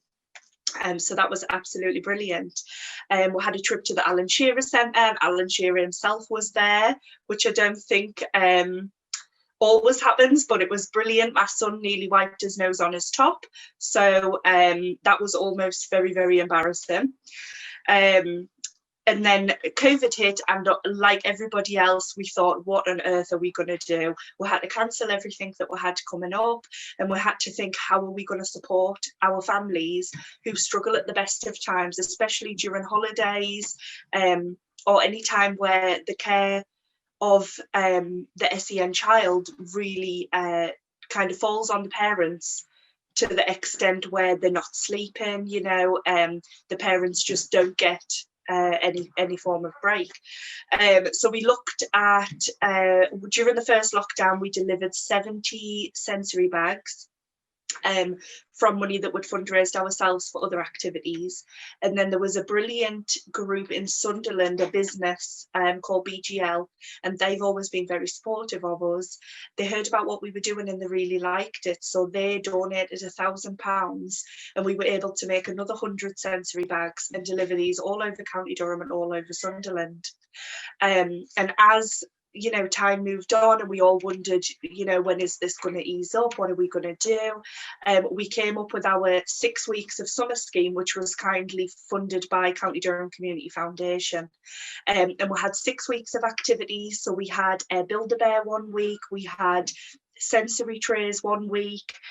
We had cake making, sand art, pizza making kits, but we also offered a separate scheme for our PMLD children who wouldn't really be able to access some of these things. So we gave them things that vibrated, light up sticks, larger trays so that they could explore the crafts and things, and we also catered for those with allergies, and if we couldn't get them from the supplier, then we would go and source those ourselves. So we really hope that and the feedback that we received was that everybody who was on that scheme was as supported as they could have been. We also, as lockdown started to ease up, we teamed up with Adventure Access, as the feedback that we were getting from families was that the children's mental health and physical health was really starting to struggle. So we were looking at what we could do outdoors, and we did some rafted canoeing sessions, some paddle boarding and some kayaking, and they were all really well received. They were very small groups. We had so much positive feedback. Libby and her team were absolutely fantastic.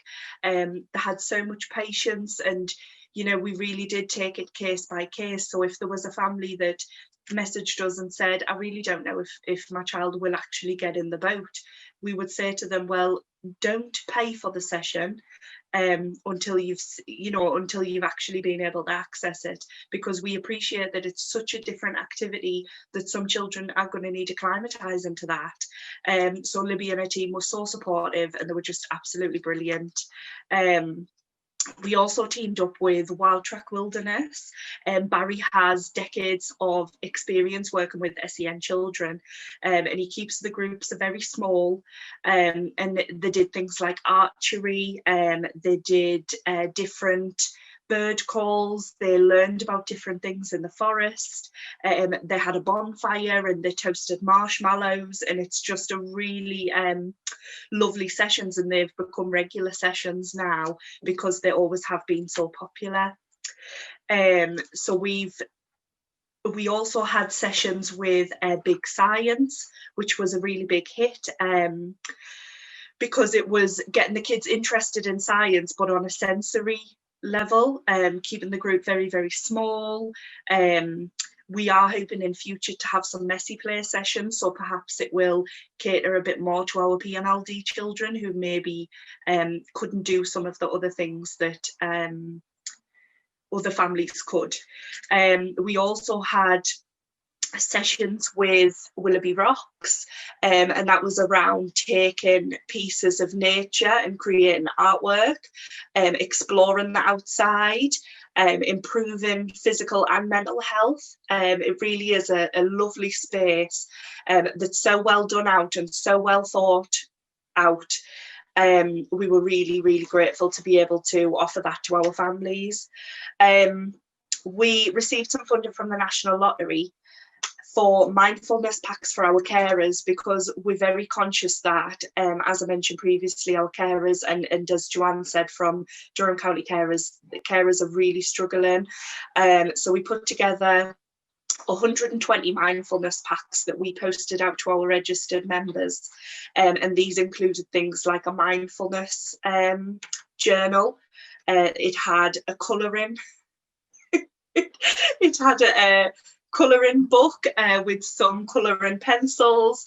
There was a chocolate lolly, a bath bomb, a pillow spray, a bracelet that was made by Little Brolly. We just had some really lovely things. Sorry, my husband walking in has just absolutely distracted me for a second. Fetching you some lunch there. No, he wasn't. He'll be coming to see what I'm doing and not realise the camera's on. I haven't told him it's recorded yet, so he's not going to be thrilled after that. It's fine. We were able to offer some sessions with Rosebud Ceramics, which were absolutely brilliant. So we had some Halloween figures that parents were able to paint and the children were able to paint. It was for the children, but most of the parents ended up buying one and painting it as well, including me. So that was loads of fun. And what we have coming up I will send you all of the posters and put them on our group. I know I have put them on the open page this morning, but we have some Forest School elf workshops with Adventure Access. The first session is our decorations workshop. The second session is snowflakes and marshmallows, which Libby told me is a snowman hunt and snowflake crafts. She hasn't told me everything because she really wants to keep a few surprises for our families, so that should be very exciting. And the third session is Christmas cooking, and from what I understand, it'll be things like taking an orange peel and filling it with cake batter and baking it over the bonfire, so that should be really exciting. We also have some Christmas sessions with Wild Track Wilderness. Obviously all of these things are based on whether we're allowed to resume some activities. We do have risk assessments for all of our activities. We use reputable providers that take advice from their national bodies, but we do keep everything really small and do our best to ensure that our families are safe, but also supported and able to get out, because it is very difficult when you're stuck in all the time. So our Christmas sessions with Wild Track Wilderness, we have started in some of our sessions to introduce a Sensory Plus session. And the idea of these is if we have children who are age 13 plus, that they will be able to access it as a group, because we appreciate there's such a massive gap in ages. That's not to say that somebody that's older and would like to attend the smaller sessions couldn't, they could, but we know we have quite a few teens in our group now, and we wanted to do something that was specifically just for them. So the session 2 afternoon session on the 29th of December will be our 13 plus session. We also have Christmas in Nature with Willoughby Rocks, and that'll be winter crafts and bonfire treats, and that's always brilliant. And again, we do have a Sensory Place Plus session for ages 11 plus, for anybody that did want to try that session. Sorry to interrupt you there, Heidi, sorry. On the is it 11 plus? On the poster I noticed it says 13 plus. That's on the Wild Track Wilderness one. Right, sorry, just ignore me. No, it's all right. We just did them differently because of the different venues and kind of what age groups we think they would be more suitable for. And then we also, which I'm really excited about, we released a poster last night, a Santa visit like no other at West Bolton Lodge, and this sounds absolutely brilliant. Explore the beautiful grounds at West Bolton Lodge, personalised visit to Santa in his woodland grotto, then off to the workshop to make a wooden toy and enjoy some hot chocolate. Gift from Santa and wooden toy included in the price. So that should be really exciting, but unfortunately we can only have 6 bubbles in that venue, so places are really, really limited, and we do only have 2 dates. But we're very lucky to be able to have those dates, and we're really grateful. And as I mentioned on Tuesday, I am speaking with Rainton Meadows about having an SEN exclusive ice skating session, and they've also offered us a pantomime session, so that should be absolutely brilliant. In terms of what we'll have after COVID, I know we've had some families who are asking if we're still able to do the home activity packs if they can't access our services because perhaps they don't drive, perhaps they're a single parent family with more than one disabled child or multiple children, and it's too difficult for them to attend our activities. The answer to that is yes, we definitely will be. It was a brilliant suggestion, and this is what we want. We want feedback from our families to tell us what it is that they want. Next year we will be having sensory courses with Sensational. They've been fully funded by East Durham Trust, thankfully. We also are going to have fully funded sessions with Relax Kids because that came from the same pot, so that's going to be brilliant. We also will have more big science sessions, more Wild Track Wilderness sessions, Adventure Access sessions. We'll also be working with other groups in County Durham on the first disability banner. that hopefully if things go ahead, I do agree with what Lesley said. I think we're going to be in this for a while, and we're just going to have to adapt to it, really. But if the miners' parade goes ahead and we know that we're going to put together a disability banner with different groups in County Durham, and it's about giving the young people a voice and saying to them, you know, their opinion does matter, and being proud of, you know, of who they are and what they achieve. So that should be loads of fun, because every group's going to make their own part, and then we're all going to bring them together, and then the children who are able to are going to march them in the parade. So that should be a lot of fun. Yeah, I think we've just got so many plans for the next year or so that we're really excited about it. We're very lucky in County Durham that we have some absolutely amazing groups, and there's, you know, kind of trying not to duplicate what's already being done, and everybody working together, really, and just ensuring that there is support there for those families. And yeah, so thank you very much for having me on. I'm sorry it wasn't that professional. I'm not great at public speaking, but I appreciate the time that I've been given. Thank you very much, Heidi. You're much more professional than what I am. You've got all your bits and pieces all ready and sorted, where me, I'm just winging it at the minute, to be fair. You're doing great, don't worry, you're doing great. But as I've stated at the beginning, we are all parent volunteers. None of us are professionals in any way, shape or form, really. Exactly. Right. Thank you very much, Heidi. And I will be messaging you regarding the events you've got on. Brilliant. I'll send you those posters.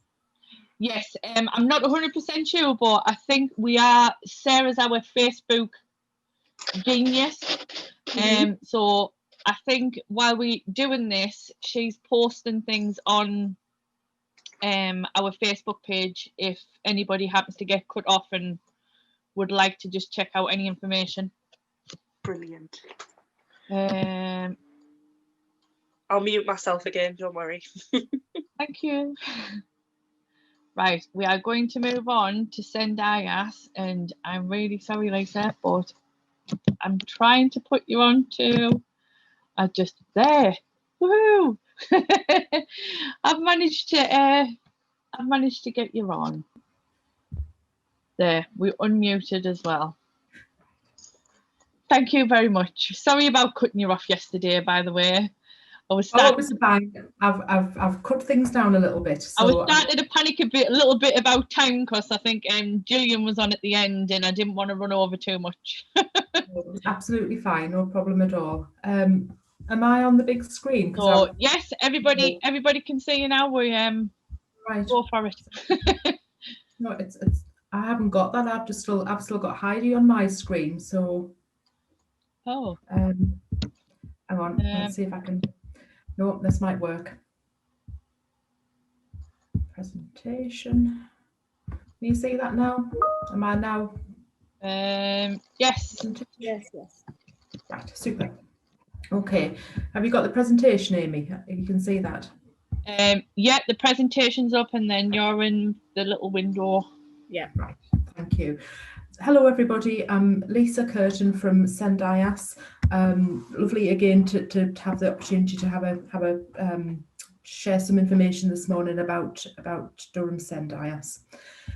We are the statutory service across County Durham to support parent carers and young people who have a special education need or a disability.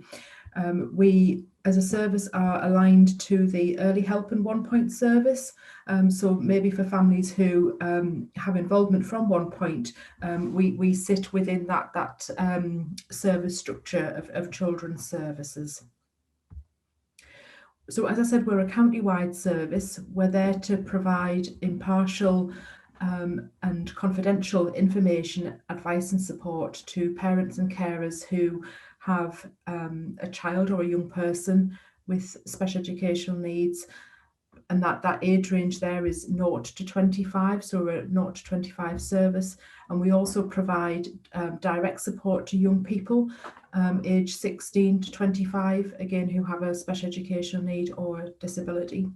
Key things about our service is that we're a confidential service. We don't speak to anybody else unless we have consent from parents or the young person.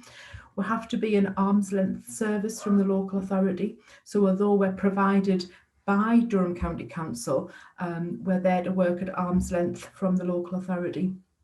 And we're an impartial service, so we don't take sides, and we're there to kind of listen to what is happening at the moment for a family and support, and you know, how to move things forward.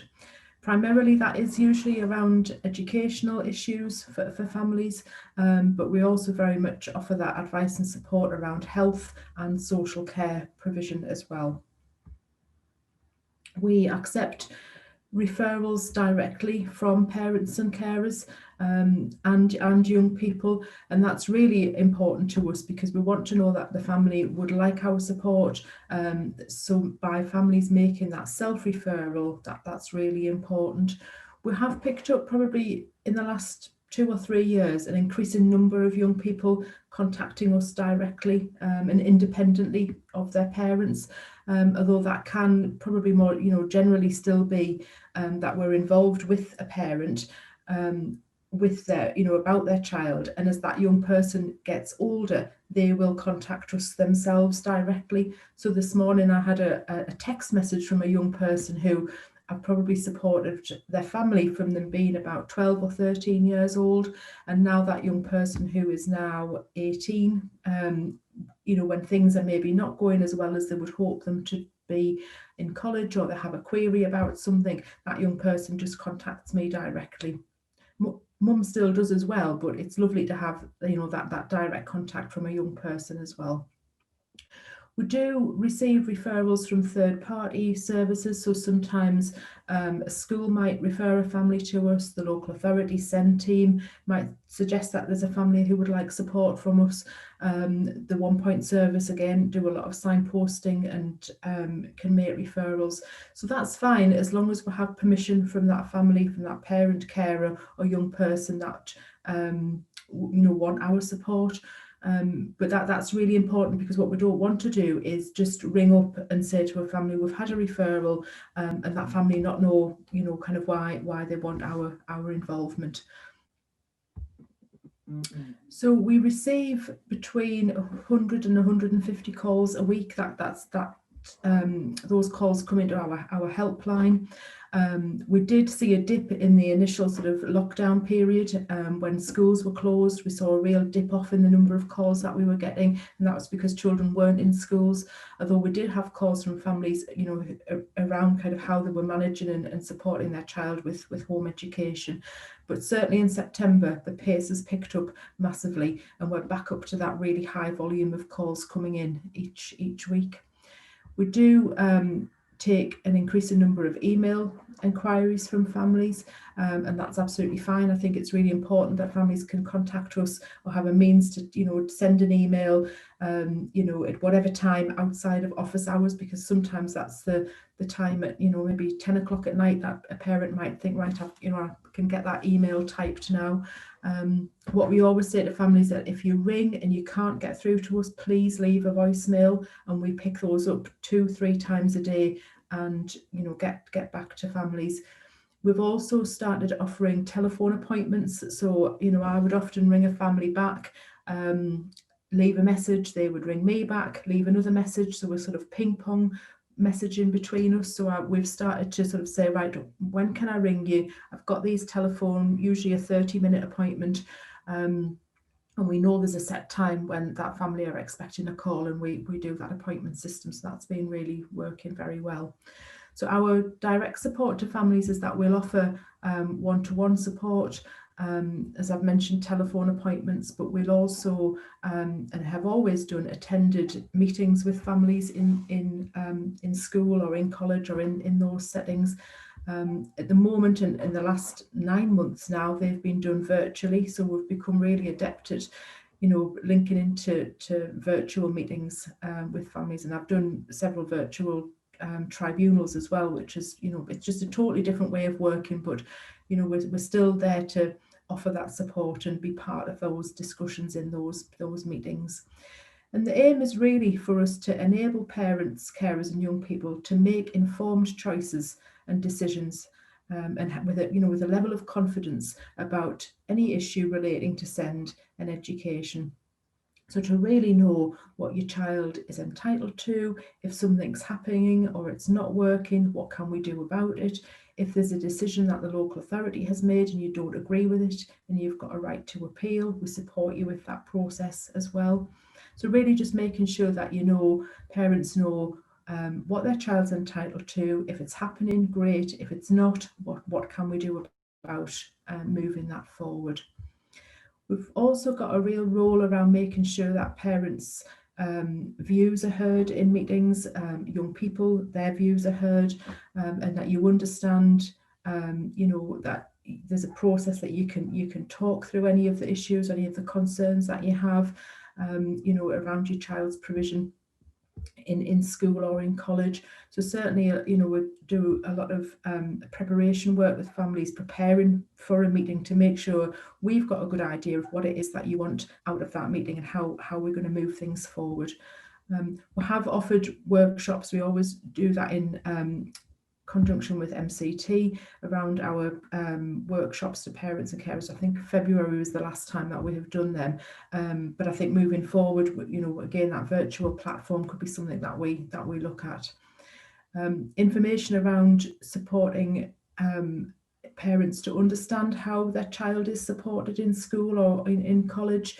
So in Durham, the local authority have what's called a graduated approach in place, so a step-by-step approach to supporting children. That's a really key piece of information that we spend a lot of time talking to parents about how their child can and should be supported without an education healthcare plan, that there's funding available to support children without an education healthcare plan, and really trying to build that confidence in terms of what is happening for your child, and that your child, can and should be appropriately supported in their setting. We and I've sort of just touched on there, haven't I, about what to do when if families are not happy with a decision that that's made, and primarily that work for us is picking up all of the appeal work around families maybe needing to go to an appeal or go to tribunal around a decision that that they don't agree with. And I'm not going to run through them like I did this morning on Tuesday morning, but we've identified 56 different reasons why families contact SENDIASS. So that's it's a very broad range of reasons, but I guess what it comes back to is making sure that families know, have the information that they're entitled to know. They know what their child's entitled to, and if something's not happening that it could be, then we're there to support and advise how to move that forward. We just now track our data in terms of a service. So, every phone call, every referral that we get, we track how that referral is being made. What is it that the family is contacting us about? Where that referral has come from. So for us, that the vast majority, so about 73% of our referrals come in directly from parents, carers. So that's really important to know, that families know we exist as a service, what our role is, and how they can contact us. And those other shaded areas, the smaller shaded areas, are referrals that come in from third-party referrals. So schools, colleges, CAMHS, we pick up referrals from CAMHS, the 1 Point service as well. So that's, they do come in, that's great, but primarily they come from parents. The two main areas of where children are in terms of when we say to families, what setting does your child attend? The majority of our referrals come from children who are in mainstream primary or secondary school. So there's a real link there for us in terms of feeding back to the local authority that we're picking up concerns from parents who have children in mainstream schools, and about 66% of those referrals are for children who don't have an education healthcare plan, who are supported with a support plan, and that's, you know, that's where that lack of confidence is sometimes in that provision. Primarily those areas of SEND, so we have 4 areas of special educational needs, but the one that we pick up the most referrals are for children who have communication and interaction difficulties. So children who have a diagnosis of, or children who are being assessed for autism, social communication difficulties, sensory processing difficulties. We've seen an increasing number over the years of children who have that area or that level of need, and children who have associated anxiety, mental health, emotional well-being needs, children who are maybe refusing to go to school. So there's a real sort of high level of need across that area. So the current trends, I've just mentioned there briefly that we're seeing that referrals are coming in predominantly for children with autism, sensory processing, anxiety-based issues, school refusal, and children who have emotional mental health needs. We do and have seen in the last year tracked an increase in the number of parental requests that have gone in for statutory assessment. And we always say to parents, you know, we're not there to say whether you should or shouldn't apply for an assessment for your child, but if that's something that you want to do, then parents are entitled to know how to go about that process. And equally, if there's a decision made if the local authority makes a decision that you don't agree with, then parents have a right to appeal. And again, hand in hand with that increase in requests going in, there's an increase in the number of families that we're supporting with appeals in the tribunal process. And I have to say that is a really daunting process for families, and something that I feed back to the local authority on a termly basis, in terms of requests going in, requests being turned down, and families having to go through quite an onerous process around tribunal. But that's work that we pick up every day. Just a couple of new developments to finish off with that we're really excited about as a family, and this was the slide that I didn't get to on Tuesday. And you know, we're a very small team in SENDIASS. There's 4 of us. You know, I manage the service and the SENDIASS coordinator. I have 3 members of staff who do a fantastic job, but you know, as a service we've kind of remained very small, you know, whilst we've seen huge you know, needs increase and the number of referrals increase. So we're really fortunate to have Ruth joining us in a couple of weeks' time, and Ruth is going to be our short breaks solutions officer. And if you've had the presentation earlier today about the short breaks offer, there may well have been some mention about the new officer that's joining us. So Ruth will be that single point of contact for families, to explain and guide families around the short break provision in Durham. So she'll be joining us in a few weeks' time. And then the other post that we're even more excited about is we've secured some funding to have a post to support families who have a child or a young person with autism, or a child or a young person who doesn't have a diagnosis of autism but has social communication difficulties. And this new role, we haven't yet decided on a job title for this role, but their function is to coordinate the information, support and training for families around autism, social communication difficulties. And again, that person will be a central point of contact for families. So just writing the job description for that post at the moment. MCT are helping us to formulate that job description from a parental perspective. But if anybody's got any queries or want to have any input about that post, please just get in touch with me directly. And as I say, we're just really delighted to have that post be developed, and it's in response to that increasing number of referrals that we have, and the increasing number of referrals around autism, social communication difficulties, and really wanting to work with the local authority, with that coordinated provision for children with those needs. And then the last slide is just around our contact details. So as I say, please telephone. If we don't answer, leave a voicemail or email us. And there's also a contact form on our website. Now, Amy, you can't grumble at that because I'm right on time, aren't I? You're on. You're absolutely down to the last. You're bullseyed that whole entire thing. I don't think I breathed for 15 minutes. Do you know something? The one time when I don't mind if you run over by a couple of minutes. I'm just actually who's on after you is. Are there any questions or anything anybody wants to kind of meet at? Are you still doing that Q&A? Yes, the Q&A is on. There isn't any on there at the moment. I'm just actually trying to help Emma from Extreme from Investing in Children. So I could have ran over. I know. You could have kept on going for a couple of moments. Yeah. But yes, thank you very much anyway. Pleasure. Thank you. We'll forward anything that comes in, but at the minute there is no questions at the moment. That's fine. That's lovely. Thank you. Thanks a lot. Thanks. Right, Emma from Investing in Children. I'm just actually in the. So while we're just dealing with some technology problems or more technology problems, thank you everyone for your patience. We'll just get started, and then hopefully by the time it is Jade and Louise's turn to talk, we will have access to everybody. So we're here today from Investing in Children and the Extreme Group to talk to you. So I'm Emma.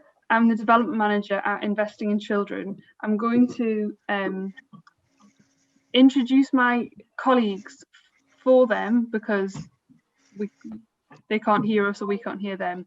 So we've got Louise Frost with us, who is a project worker, Jade, who is one of the longest standing members of the Extreme Group, who's been with the group for 9 years now, and Maisie, you can introduce yourself because we can hear you crystal clear.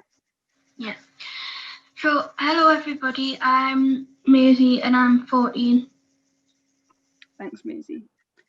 So I'm just going to tell you a little bit about who Investing in Children are.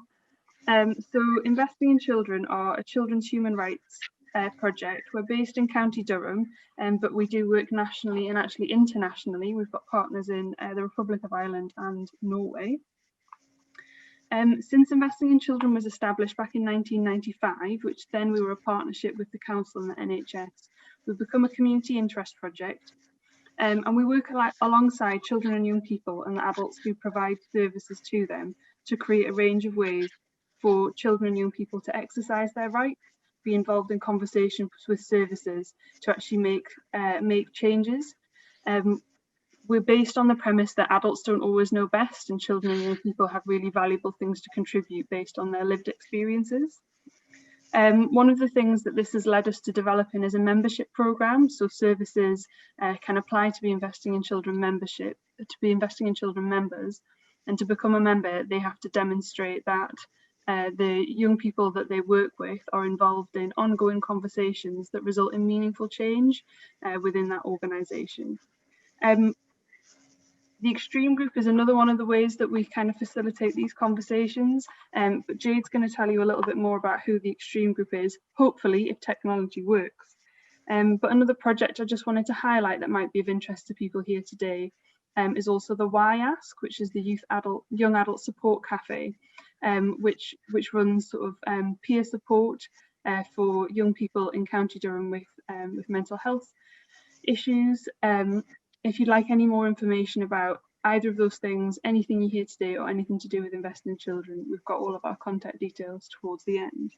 Now, I'm going to cross my fingers if everybody else could do the same and see if Jade can tell us who are the Extreme Group. Are we going to be able to hear anything? Hello, can you hear me, Emma? Yeah. Right, okay, so Jade's on my mobile and hopefully she's going to answer the question of who are the Extreme Group, Jade? Yeah, will do. The Extreme Group is a group of young people in Durham, we all have special educational needs, disabilities or EHCP plan. We all live in various parts of County Durham, and we all have one aim, is to make our county better. We are a non-judgmental place, so just don't be scared.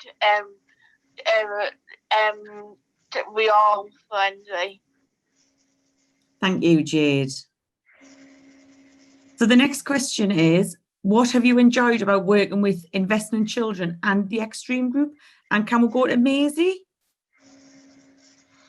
Yeah, I feel that Investing in Children value our voice as young people. They listen and help us action what we think needs to be done.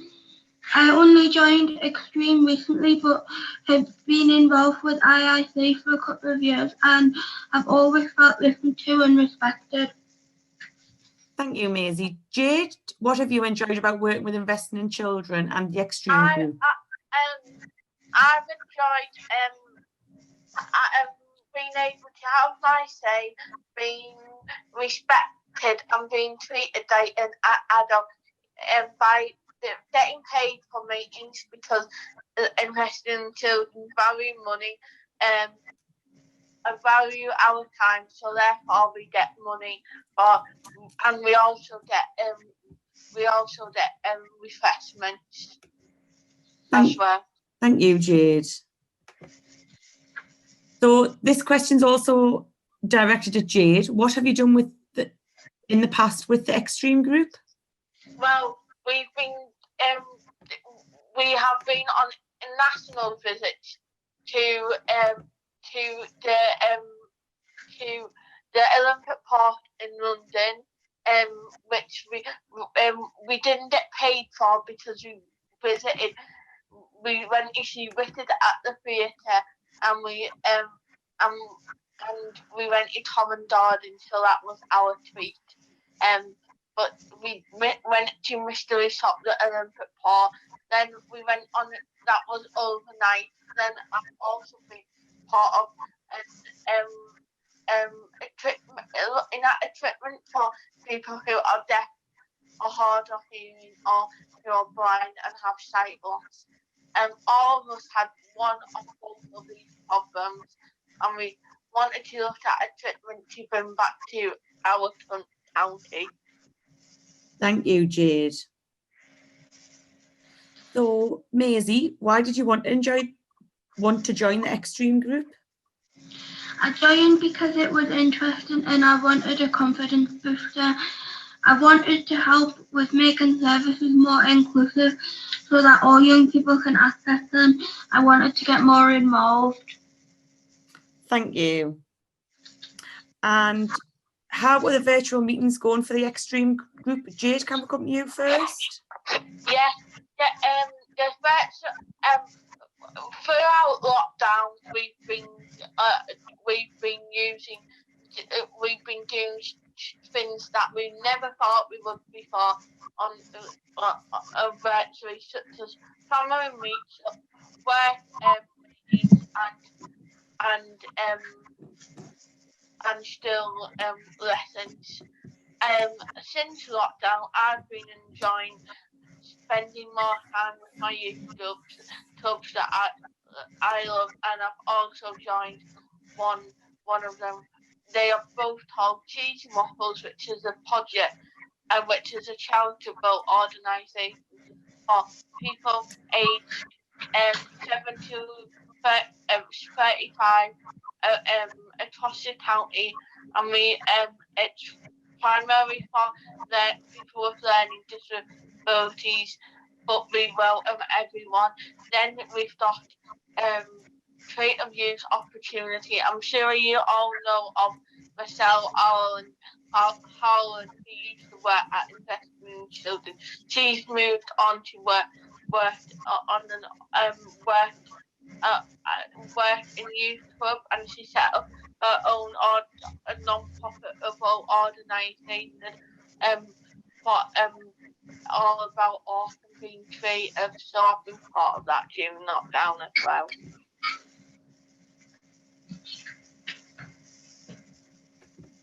Thank you, Jade. And how are the virtual meetings going for you, Maisie? It's a little bit harder to get to know people, but the meetings have still been able to go ahead, and I attended my first one recently on Zoom. Thank you. And after this presentation, what do you want people to hear? What do you want people here to do after listening to the presentation today, Jade? I want people to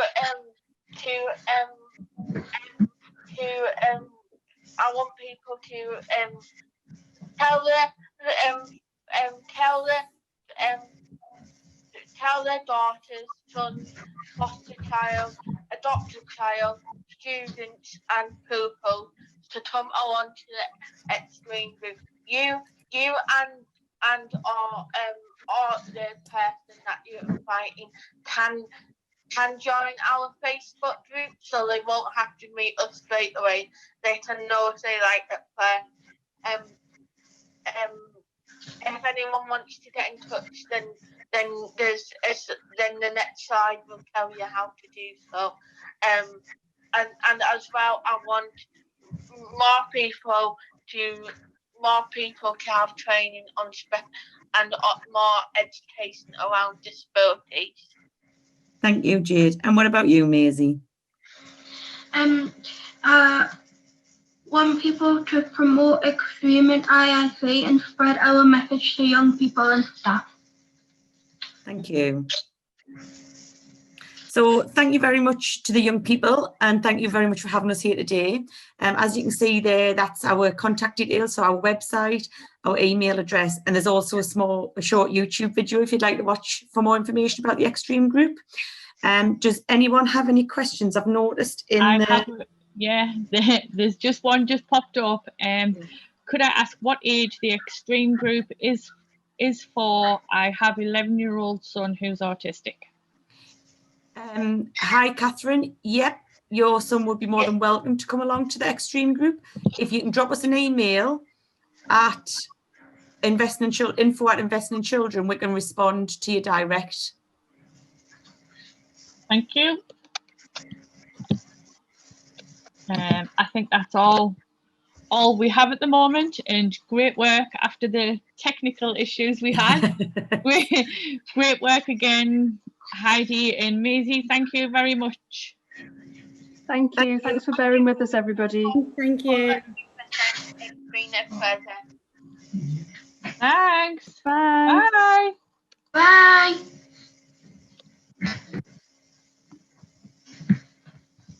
Right. Let's see if I can manage to get Paul up. Running a little bit late, Paul. Sorry about that.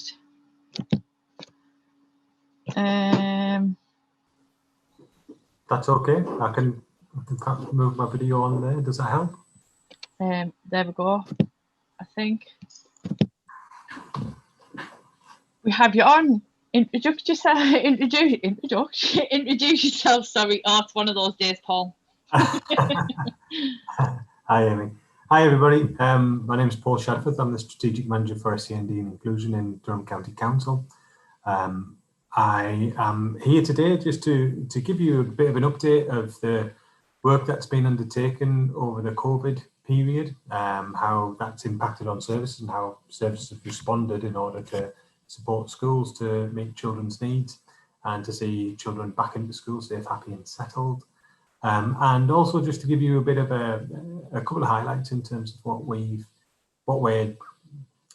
planned to do over the period that we've had to just take a bit of a rain check on in order to make sure that we do handle COVID and handle it as well as we possibly can, and what we're going to do about them going forward.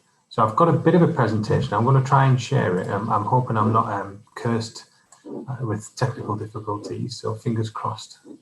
You ought to see your presentation shortly. Yeah, it's up. Okay, that's really helpful. If you can see me as well as the presentation, you might see that I start looking up into the top right hand corner. It's not because I'm looking for help or support or divine intervention. It's just I can take you off if you like, Paul. No, it's fine. Doesn't bother me. If people don't want to see my face, I can understand that fully. But equally, if I'm looking up there, it's because I'm looking at my second screen and I know what I'm talking about.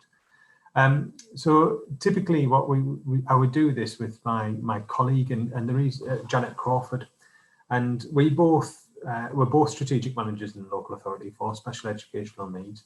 I look after strategy assessment and provision, and Janet manages specialist inclusion support and PEP. Now, what's the difference? What does that actually mean? Janet, for those of you who don't know her, Janet's our principal education psychologist, and she runs the education psychology service and some of our specialist support and intervention services like the autism team or the emotional resilience team and other such things through the council.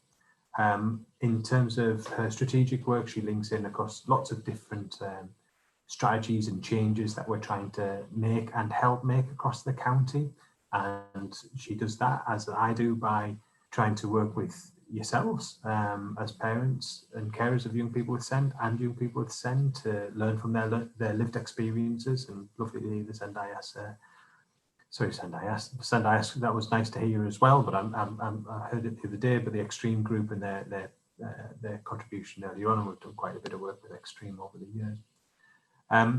So we do listen to that as well, but we also have to respond to some legislation changes. So that's things that the government are saying has to happen and has to move forward.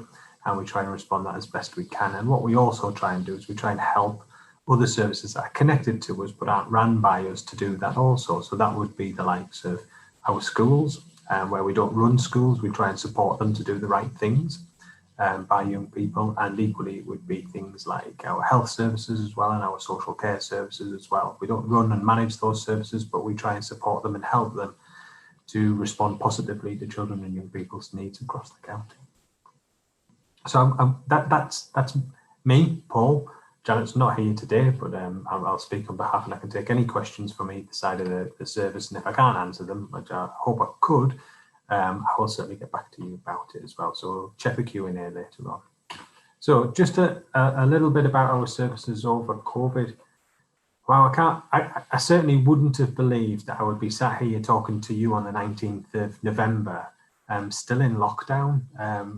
Really quite remarkable for all of us, for all of our children and young people. My children too, I'm impacted on it as a dad to my two girls, but also, you know, their lives, our lives, and everything took a change. And actually, a lot of those changes have been about making sure that we can still provide good services, and we can do that in a safe way. So what we did with our services very quickly, and this is largely about restoring services, but I'll give you a little bit beforehand as well. So when COVID came down, we went into lockdown, we were quickly moved into remote working. And at the time, schools were, I think initially they were closed for everybody, but then quickly vulnerable children got access to schools as well. And that included young people with the HCPs, but other young people as well. And we were quick onto that. And luckily we were well connected in terms of having a good computer infrastructure to be able to connect with our schools and our families and use things like Teams, Zoom, other such things that we managed to move quite quickly into there. We guided our schools very quickly, and thankfully we guided them in a way that the government later guided them around making the best access they can possible for our vulnerable learners and those young people with SEND as well over that first period of lockdown. And that was making sure that they went through a risk assessment process, and where there were barriers, they were trying to overcome those barriers, and that when they did do that and they did see a barrier, that they would connect with us and the parents could connect with us, and we would try and support and solve those issues and those problems as they arose. So we're quite quick into that. And actually what that meant is that we did have quite a high number of young people with access to school who wanted to access school. I'm not saying it wasn't without difficulties, of course it was. We have 250, 260 odd schools across the county, and you know, it's very difficult to get them all to do the same thing at the same time. So we did have some bumps along the way, but hopefully we overcame the majority of them for the majority of people. Our services now are offered now. So when it came to September, of course, we're in lockdown, but schools aren't. And we know that, and all of our young people are back into schools.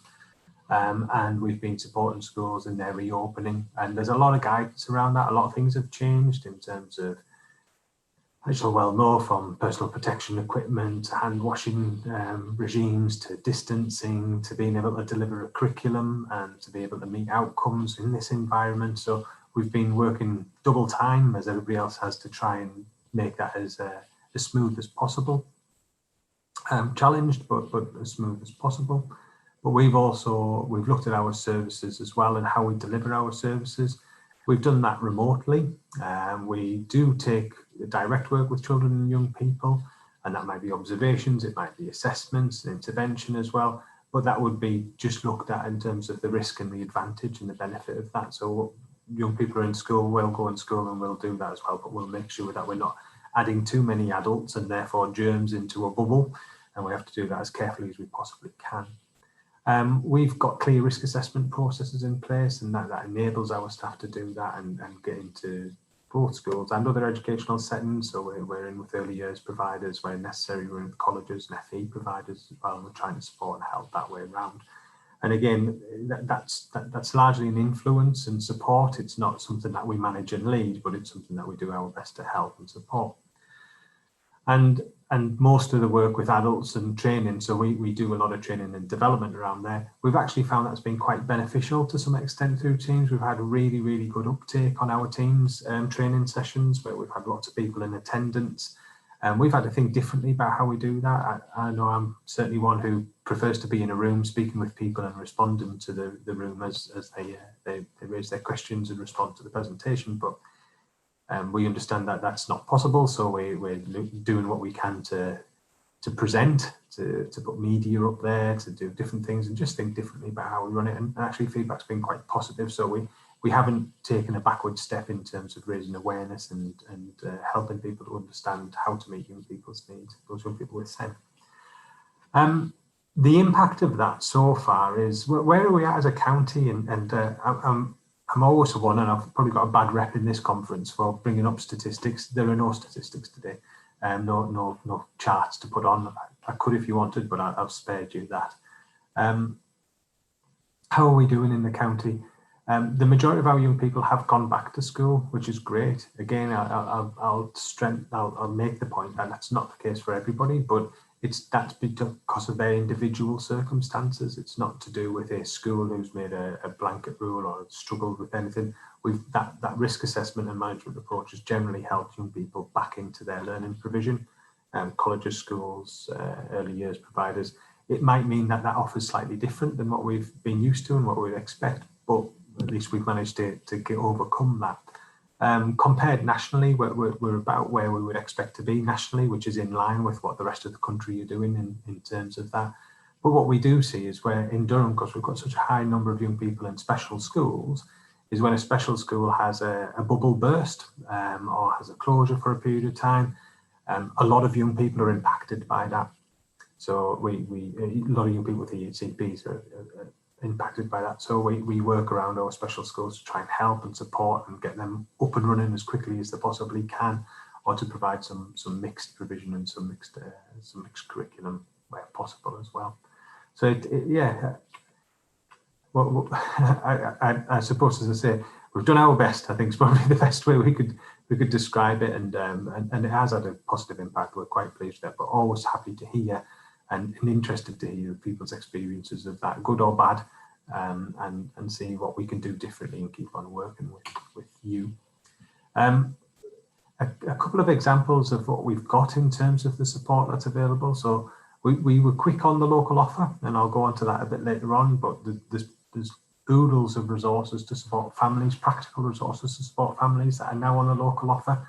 The last time I spoke to this conference was our new and revised and refreshed local offer.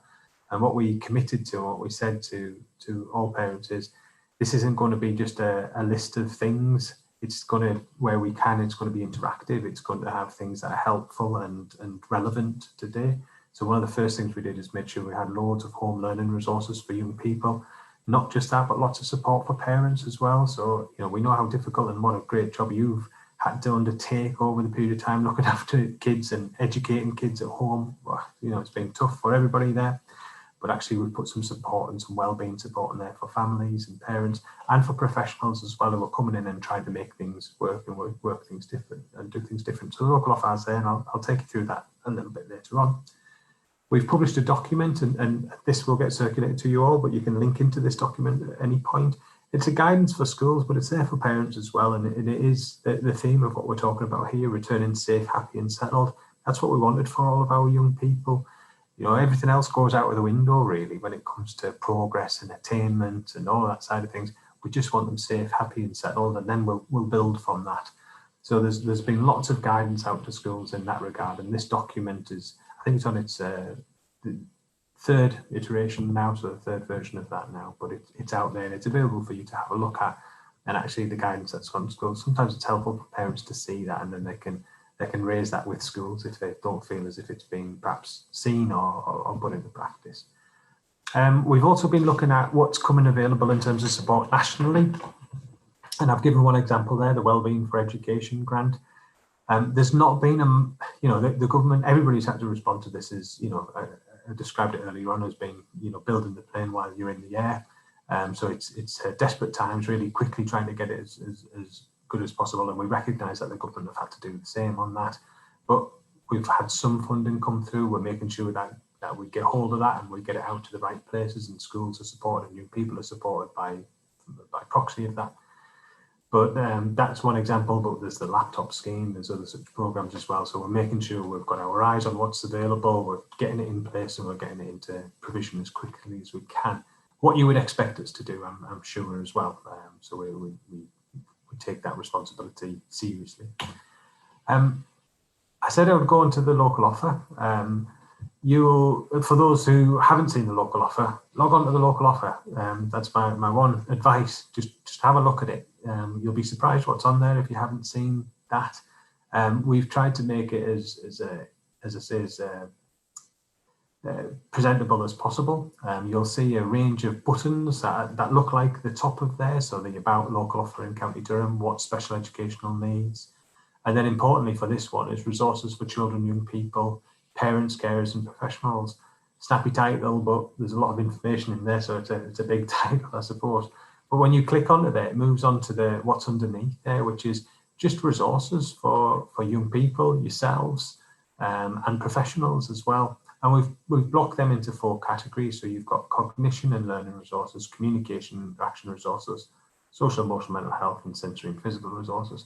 When you click one of them, you'll see resources for young people, resources for parents, resources for professionals, and you'll see a list of, it's got all sorts in there, but all of them have been checked by our education psychologists and specialists, and they've all said, actually, that's really relevant and very helpful. So there's no nonsense in there. They're all good bits of support and provision. Some of them are learning and how you can help your child in their learning. Some of them are things like Joe Wicks, he's national treasure at the moment, the fella jumping up and down. But actually, what you'll see is that's what he does, a little description of what that resource is, so a couple of sentences, and then you can click on it if it's of interest to you and again, help you in those home environments. We've done what we can to promote that. I think that's something that we would reflect on as a council and say, how do we get that message out across to as many families as we can? I know MCT have done a great job of promoting that where they can as well. But that connectivity is sometimes something that we would love to do a bit more of. But that resource is there, helpful for you. So that's what we've been doing. And what have we struggled with a little bit over the time? So when faced with something like that, you've got to decide actually, well, where do you put your time and effort? Where do you put your energy to do it right? And we have rightfully concentrated on that safe, happy and settled approach. But we did start this year, we can't believe reflecting back on this. We had an Ofsted inspection in January, a revisit for the whole local area. It went really well, which was, it was expected because we know how much work we've put into that, but and we know how things have changed over the last 18 months from our last Ofsted visit to this Ofsted visit. So there's a nice publication out there if people wanted to see it, but it'll give you some assurances of the improvements that have been made. Still more to do, but as I say, there's, we were pleased to receive a really positive Ofsted outcome. But then we then moved into all of our high needs work, which I've spoken to lots of parents on over the year, where we were looking at provision across the county and how can we make it better, how can we get the best value for the investment and best value for the money that we have out there in schools in the county. And there's lots of transformation work that we wanted to set away in February time. And obviously February, March time, we got off the starting blocks and then we went into COVID. So we've had to park some of that. And this is what we're now starting to embark on. We wanted to, again, just get cracking down the road because we all thought it had gone away by now, but it hasn't. It's still here. So we're being sensitive about how we do this. But we want to develop a new SEND strategy over the period. We're doing work around educational healthcare plans and making sure that we've got the best quality going into our educational healthcare planning processes.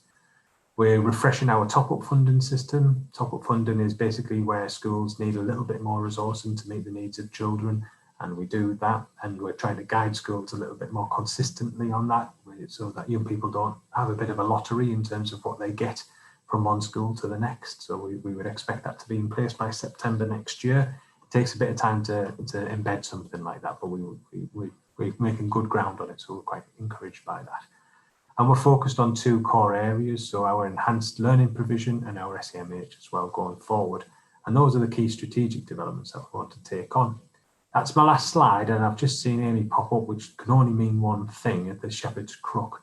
So I'll stop sharing now and just see if there's any questions. I'm not sure anyone's come from the Q&A. Not just quite at the minute. We've got nothing, but like I've said before, I'll no doubt we'll be in touch as and when we get some. The only thing I will mention about the local offer, just on the screen, just up at the top, when you first start off on the county website, it does have that local offer little symbol. It's still taking you to the council website. Do you know when I says maybe if you have the actual local offer itself on that little, just in case anybody clicks on it, because that pops up on a laptop. Right, okay. But yeah, just to pop the local offer link onto the local offer symbol, just up at the top. The hyperlink at the top, yeah. Okay, right. Yeah. I'll have a word with somebody who knows what they're doing with that sort of thing. Yeah, I wouldn't have a clue either. Right, thank you very much, Paul. Thanks for the opportunity. Take care, everybody, and stay safe. Yes, thank you very much. Bye. Right, we are now going on to our next agenda item is CAMHS. We have Clare. Hiya. Hello. Hello, bye. We're getting a bit better at this, aren't we? A bit slick. Oh, you missed all the bits beforehand. We've managed to catch up, so hopefully we won't have no more delays. So it's over to you, Claire. Okie doke. Have you got that information from the other day to share, Amy? I do, yes.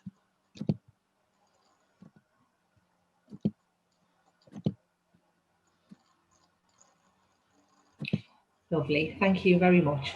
And then I'll just give you the shout when I want to go on to the next one. Yes, unless if I can catch it, I'll catch it. If not, just give me a note. Okay, will do. All right. Thank you. Hi everyone, my name's Clare Anderson. I'm the team manager of the CAMHS crisis team, but I'm here today just to give a bit of an update on what's happening in CAMHS and anything that's going on. So as with all of the other speakers, if you've got any questions to put into the message box, I'll try and answer them as we go. If not, I can pick them up afterwards and you can send them through the Making Changes Together folk and I'll try and respond. Something just popped up on my thing that I'm clicking off. All right then, so should we go on to the first one, please, Amy?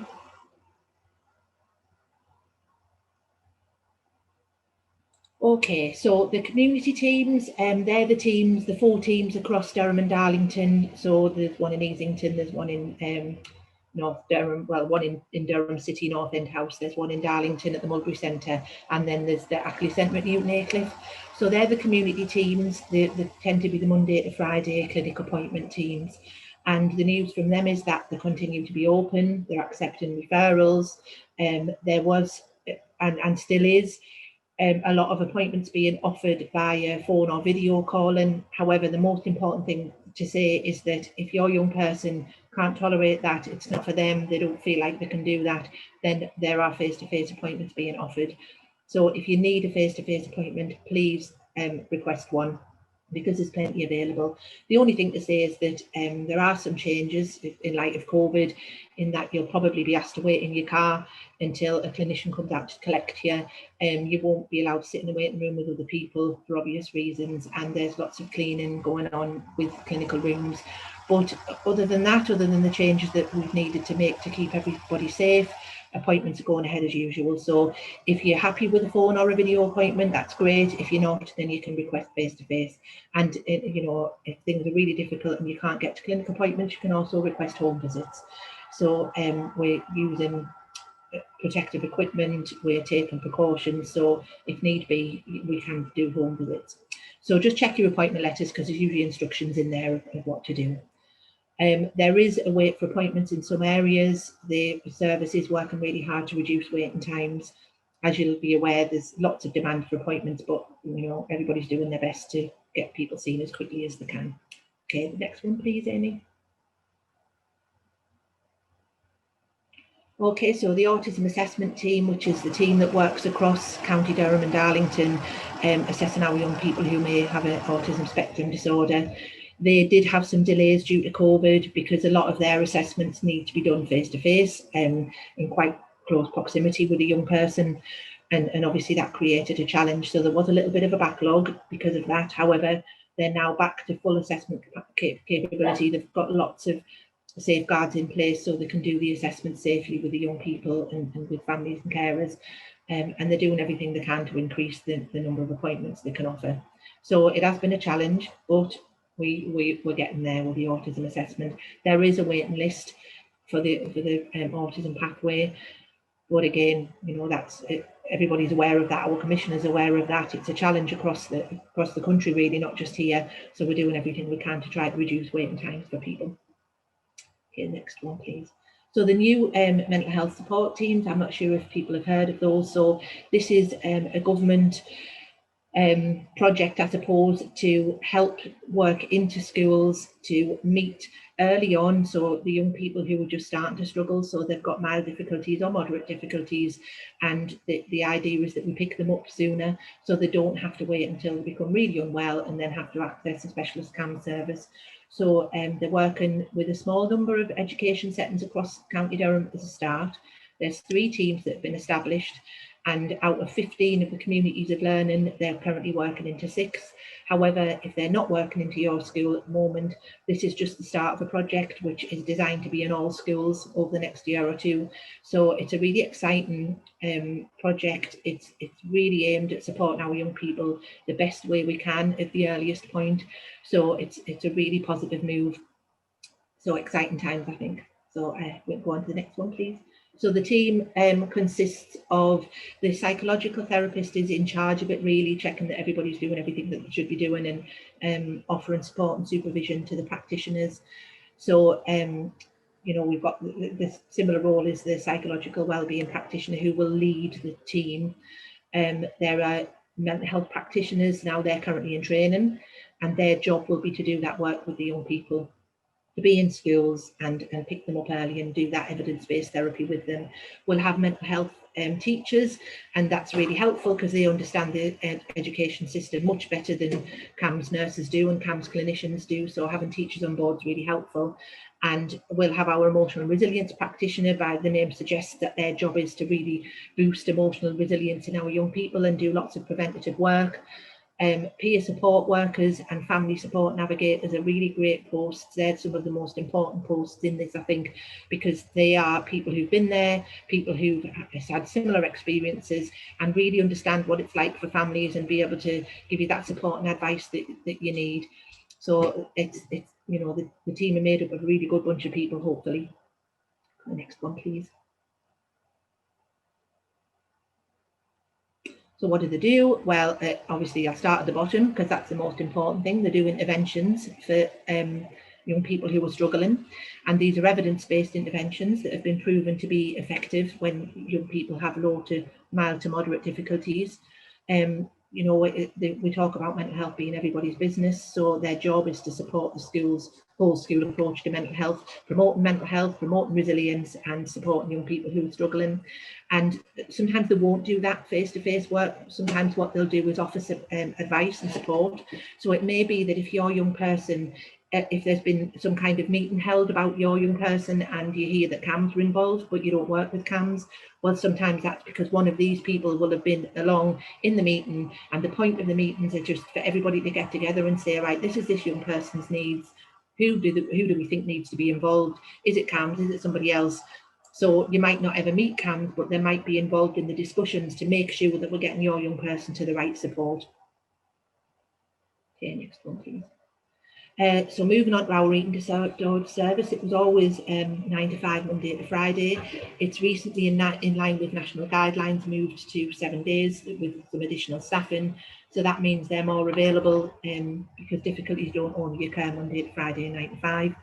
And part of their role is if a young person's really not well and needs to be admitted to a children's ward, because of their low body weight and the needs of medical care, then part of their job will be to work into the paediatric wards. So we've really got a robust, rounded package of care for young people with eating disorders. Next one, please. And then we've got my end of the service, which is the crisis team. And for those of you who aren't aware, the crisis team is there 24 hours a day, 7 days a week, every day of the year. We're there to, well, I'll explain what our role is, but we aim to respond within 4 hours. And that's if we need to see somebody face to face, is our 4 hours response time. But obviously we would always like to speak to somebody sooner than that. The way the phone calls work is during the day, you will be held in a bit of a loop saying, please hold on, and somebody will answer the call, and which we tend to pretty quickly. Overnight, when there are less people around and we don't have admin staff, if somebody is busy, it'll go to an answering machine and you'll be asked to leave a message, and we'll get back to you as soon as we can. And we always do get back to people as quickly as we can. The next one, please. So this is what we do. So if a young person's suicidal, or if they're currently self-harming, or they've recently self-harmed, and they need a risk assessment or a you know, some kind of advice and support package put in, then that's our job. If they're having absolutely extreme emotional distress or severe anxiety or extreme low mood, which is all of these things are just preventing them from getting on with their normal life. So this is these are things that don't normally respond to your usual coping strategies. So young people who may have these difficulties, but usually they can access support and they can get through the periods of crisis. We know that crisis comes and goes, and a lot of young people manage their crisis with the support around them, but our job is to support if those usual support mechanisms don't work and there's something more needed. So that's our job, to get involved. And you know, if you're just not sure and you're worried, but you don't know if you should be worried, you can just give us a ring. Young people can give us a ring. We've got an absolute open referral process, and you can give us a ring if you needed to. So what can we do? It's always helpful to say what we can do and what we can't do, because some people think that, you know, we can do everything, and we do have limitations. So what we can do is we can do urgent mental health and risk assessments, and obviously we offer advice about where to get more help if there's something else needed. We can talk about these safety plans and keeping safe plans and you know, crisis plans. We do a lot of that. We can help our young people think about how they manage their distress and give them coping strategies. And we can work with parents about how to cope in a crisis.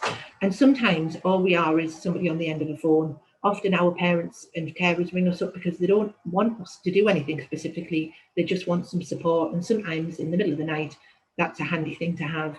So we can sometimes just be that person on the end of the phone. What we can't do is we are sometimes asked to go out when there is a dangerous situation happening, because people think, well, the crisis team, we're having a crisis, but we need to come and be involved. But we can't do that. We can't make dangerous situations safe. We're nurses. We don't have any powers, any legal powers. We don't have any way of coming and making a situation safe. So much as I know that as parents and carers and families, it's a horrible thing to call police, and nobody wants to do that. We're very aware of that. But if somebody's not safe and needs to be kept safe, then that's what we would advise people to do. Obviously, we're not social services, we're nurses. We don't have anywhere to take people into care. We don't have any crisis beds. We would love one, but we haven't got one. So if a family is at breaking point and can't look after their children anymore, that would be social services, because we don't have that facility. We can't admit young people directly into mental health inpatient beds. That would require a process that goes through our CAMHS doctors. And so, you know, often we do admit young people to inpatient beds, but we can't do that alone. We need people around us to take that forward. We don't have medication at our disposal. One day we might, but at the moment we don't. And we absolutely can't come out and lay our hands on young people or go out looking for missing young people again. That would be the police if that situation is so unsafe. Okay, so obviously I can't take any live questions, but is there anything in the message box up to now, Amy? Not at the minute. Okay, well, if anybody does think of anything or wants anything, Amy knows how to find me, so just please send us a message and I'll get back to you. Yes, I will hunt her down. I can usually be found in the roller coaster group, because I tend to lurk around in there as well. So anybody who attends the roller coaster group, you can catch me there. Otherwise, get us a message and I'll get back to you. Right. Thank you very much. Okay, thanks everyone. Bye. Bye. I'm just trying to see if I can stop myself from sharing, because I can't do nothing until I get that off. Right, there we go. Right, next up we have Wellbeing for Life. Just before we go on to Wellbeing for Life, I'm not sure whether everybody else could hear. I think there was a little bit of a feedback with Claire's video. If there's anything that you weren't quite sure on, or like if anything was like not quite hearable, could you, if you pop onto the Thursday's recording, I don't think there was any feedback on that one, so if you would like to just watch the CAMHS part, if you click back. Yes, if we move on, we have Wellbeing for Life. Suzanne is with us. If I can just get you on the screen. I'm unmuting, I believe. We have, there we go. We have you up on screen, but everybody... I'm trying to just move this around. Don't want you to see my grizzly crew. There, is that okay? Yes, that's fine. Great. So, hi everyone. I'm Suzanne from Wellbeing for Life. I'm a wellbeing practitioner for the service, and I've worked for them for a couple of years now. So I'll just tell you a little bit about me and a little bit about the service and what you can get from it. So I did have a screen, Amy, that I was going to share, just the main screen, but I'm going to try and do it. And if I can't, I'll shout up. I think that's it there. Is that okay? Can everyone see that? Perfect. Yeah, lovely. So, yeah, so the Wellbeing for Life service, not a lot of people have heard about us, which is, we've been around for years, but it's basically a free service and it covers the whole of County Durham. So we're free to anybody who lives or works within County Durham, and we're commissioned by Durham County Council.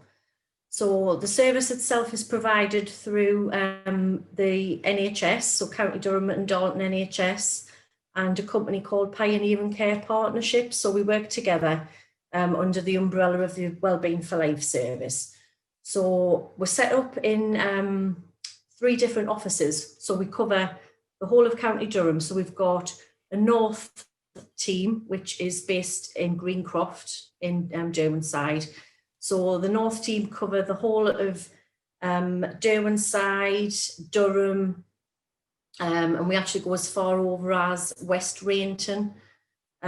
So we cover Chesley Street area, and we've got a team in the East, which are based in Easington, and they cover the east of the County Durham area, so all the way over to the coast in Horden, Peterlee and back over that way.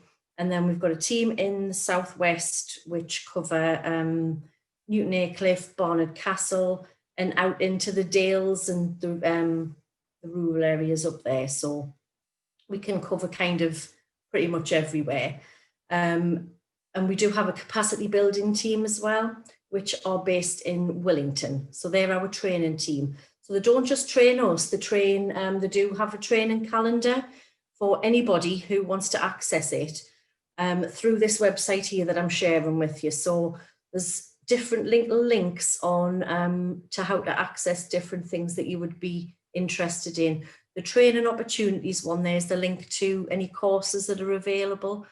So we do only work with people aged 16 or over. So it's primarily for the parents of children. However, any education that we give can sometimes be passed on, and children are always with you. If you were doing, say, for example, healthy eating, they would be picking up the benefits of that themselves as well. So what we would normally do is work either one-to-one with you. Just to say, you could be referred in either by yourself, your GP or health professional. If you're working with a health professional, could refer you in. You could self-refer using that phone number at the top of the page there, or by contacting us by email through the website, or any health professional or any other professional, like a One Point work. We do get a lot of referrals through from One Point into the service. And I'll just tell you a little bit about what we can actually do. So we can work with you on a one-to-one basis, and it's usually we cover 8 to 12 sessions with a guideline of about an hour for a session, but we are flexible with that. So, and we can help you with all sorts. So there's basically one of the captions that they use for our services, there's no wrong door. So we can actually help you with pretty much anything.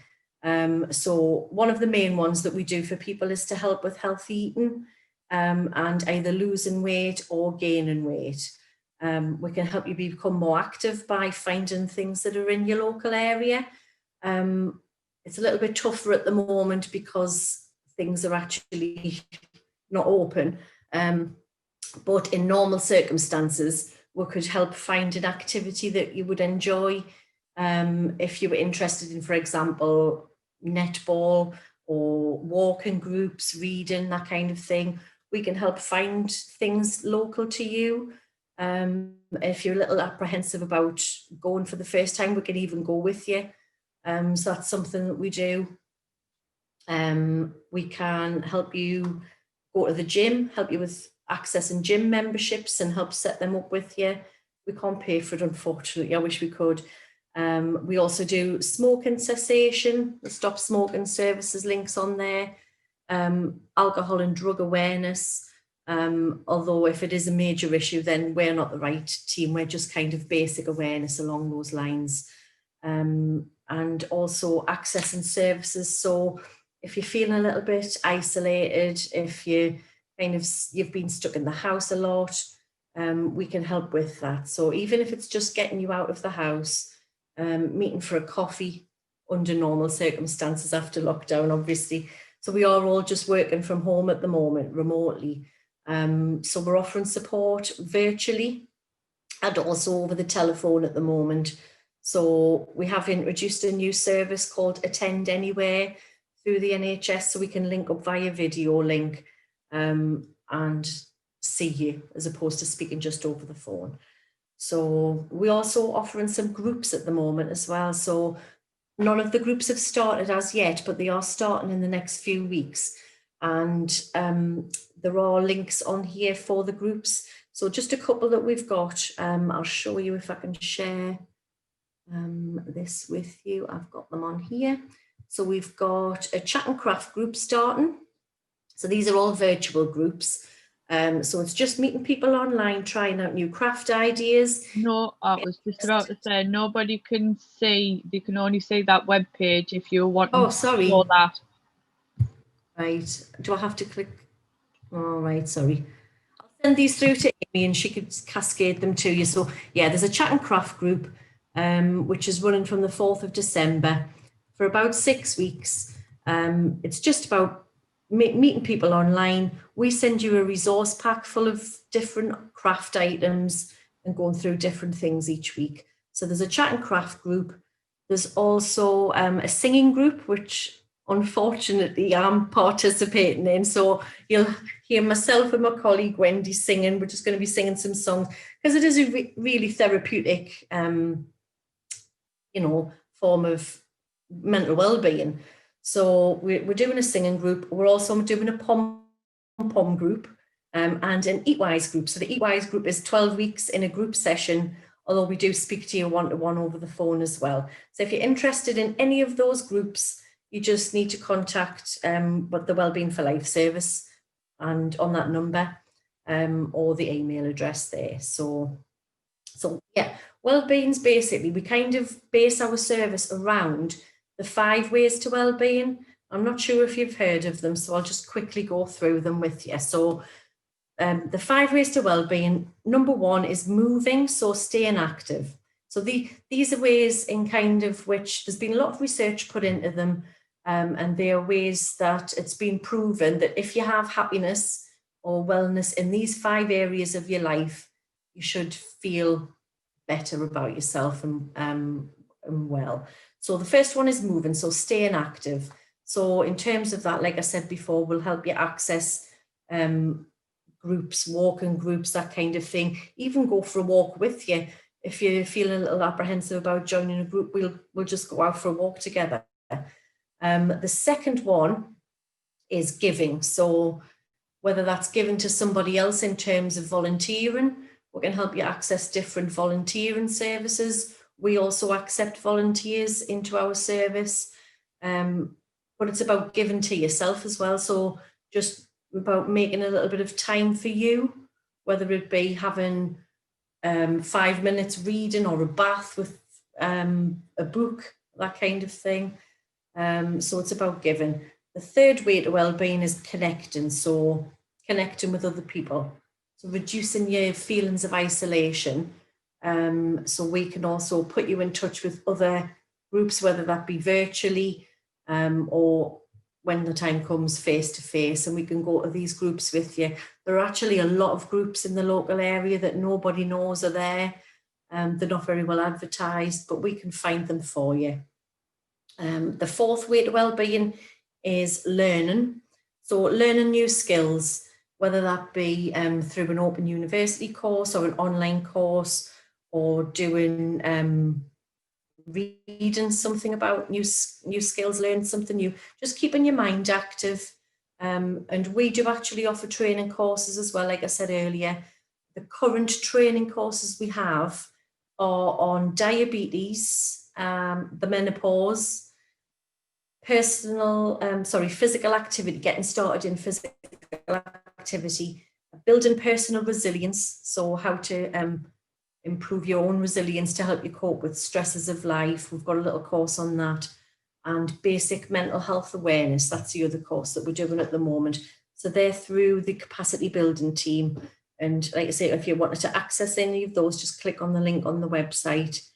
And the final way to wellbeing is to notice. So just about taking a step back from everything, even kind of if you're going for a walk, just instead of going from A to B, just stopping and noticing the surrounding area, just having a little bit more time, being a bit more mindful about things, noticing the trees, the changing colours of the trees, that kind of thing. And we do also have relaxation packs, pamper packs that we can show you how to do proper breathing for relaxation, that kind of thing. And we do touch on mental well-being as well. And we have a little book of calm that we call it, and we go through mental well-being with you with that. And we can also signpost you to any other organisations who can offer support.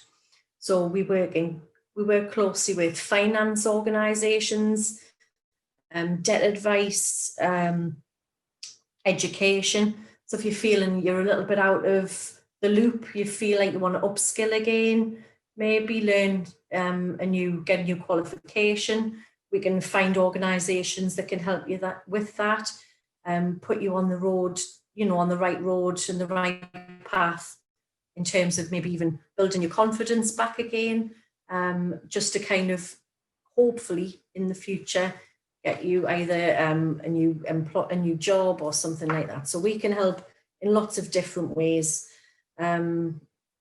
So that's us basically. I'm conscious of the time. Just to mention as well, we do also have a service called Joining the Dots. I'll just speak a little bit about them because I don't work for Joining the Dots, but they are part of our organisation, and they work with Macmillan. It's Macmillan Joining the Dots County Durham. So they work with County Durham Care Partnership, Durham County Council and Macmillan, and they offer a free personal service to anybody over the age of 18 who's had a cancer diagnosis. And they don't only work with the individual, they work with the family and any carers and friends to offer support. So they offer practical support and emotional support. They can help with things like transport to medical appointments, liaising with Macmillan nurses or hospital nurses, benefit advice, if you haven't to not work because of your cancer diagnosis. And then they can help with things like even dog walking or somebody to look after your dog if you've had to go into hospital. And a colleague of mine actually arranged somebody's wedding for them in the space of a week. So they do basically anything that you need to. And they're also, there's a link on our website, but if you wanted to, you could go on to joiningthedots.info and get the information through that. So at the moment, they're also just doing video calls and telephone calls. So we're hoping, all being well, the aim is to be back to face-to-face appointments about March time, but that just depends on what's happening with the coronavirus and things. So that's the plan. So that's it from me. Thank you all for listening. If you've got any questions, feel free to drop them through to Amy and I'll get them back to you. That's okay. Thank you very much. Thank you. We haven't got any questions through just yet, but like we've said the whole way through, if there's anything, people could be watching this afterwards, and we'll hunt you down to ask the question. Absolutely. Thanks very much. Thank you very much, Suzanne. Right, and next up, which by the looks of my clock on my laptop, am I bang on 30? Bang on the 1:30 it is. Perfect, Amy. Well done. I knew I'd get there eventually, Gillian. Hey, well done. Fortune up next. Oh, David, I love the idea of being hunted down so you can ask questions. That's class. To be fair, though, if you think about it, it feels like that, because when you're trying to get things from a professional, it feels like you're actually trying to hunt somebody down, doesn't it? Yeah, and you know, I hear that a lot. I do. I hear that a lot. So yes, but anyway, I'm easily contactable, right? So anyone can get in touch with me through Facebook. Actually, I get a lot of people asking me questions through Messenger as well, especially if they follow me on Facebook. So right, am I ready to go? You're ready to go. Just before you actually start, Gillian, I'll be 2 seconds. I'm just going to, don't anybody disappear after Gillian, after Gillian's finished all of our techniques. Stress busting. Yes, all of our stress busting. Don't disappear. We do have a raffle at the end, so you've got to be in it to win it. Thank you. Off you go. If you disappear early, right, they'll take your ticket out. Right. Okay, let's get cracking. Now, if any of you were here yesterday as well, then it's the same stuff, but you know what? You can never hear this stuff too many times. So I'm Gillian Fortune. My company is Feel Good CIC, and I am a no-nonsense stress buster. So you're about to get 30 minutes of no-nonsense stress busting. Now, the reason that I was asked to come on, when I chatted with Amy about what to cover, we were talking about the impact of the current situation on you as families. And first of all, we've got COVID fears. And when I speak to a lot of parents, it's, okay, when children have to be careful and maybe have to shield, that's one thing. And then another one is where parents actually might not be in themselves in that shielding bracket, but it's actually about, oh my God, if anything happens to me, then, you know, who's going to look after me family? So they are genuine fears. Added to that, we're in a new lockdown. And so when we're in lockdown, that adds to our stress, quite simply because we can't see family and friends. And more importantly, we don't have easy access, face-to-face access to our usual support network. And then added to that, we've got the dark nights. Now, yeah, there's still 24 hours in a day. However, our daylight time is shorter and we just feel more hemmed in. And the days seem so much longer. And it really does have an impact on us. And that adds to that feeling of isolation. And what all of that leads to, all of that change for us as well, that leads to an enormous amount of uncertainty. And when we feel uncertain, our brains react from a fear perspective. We go into fear mode.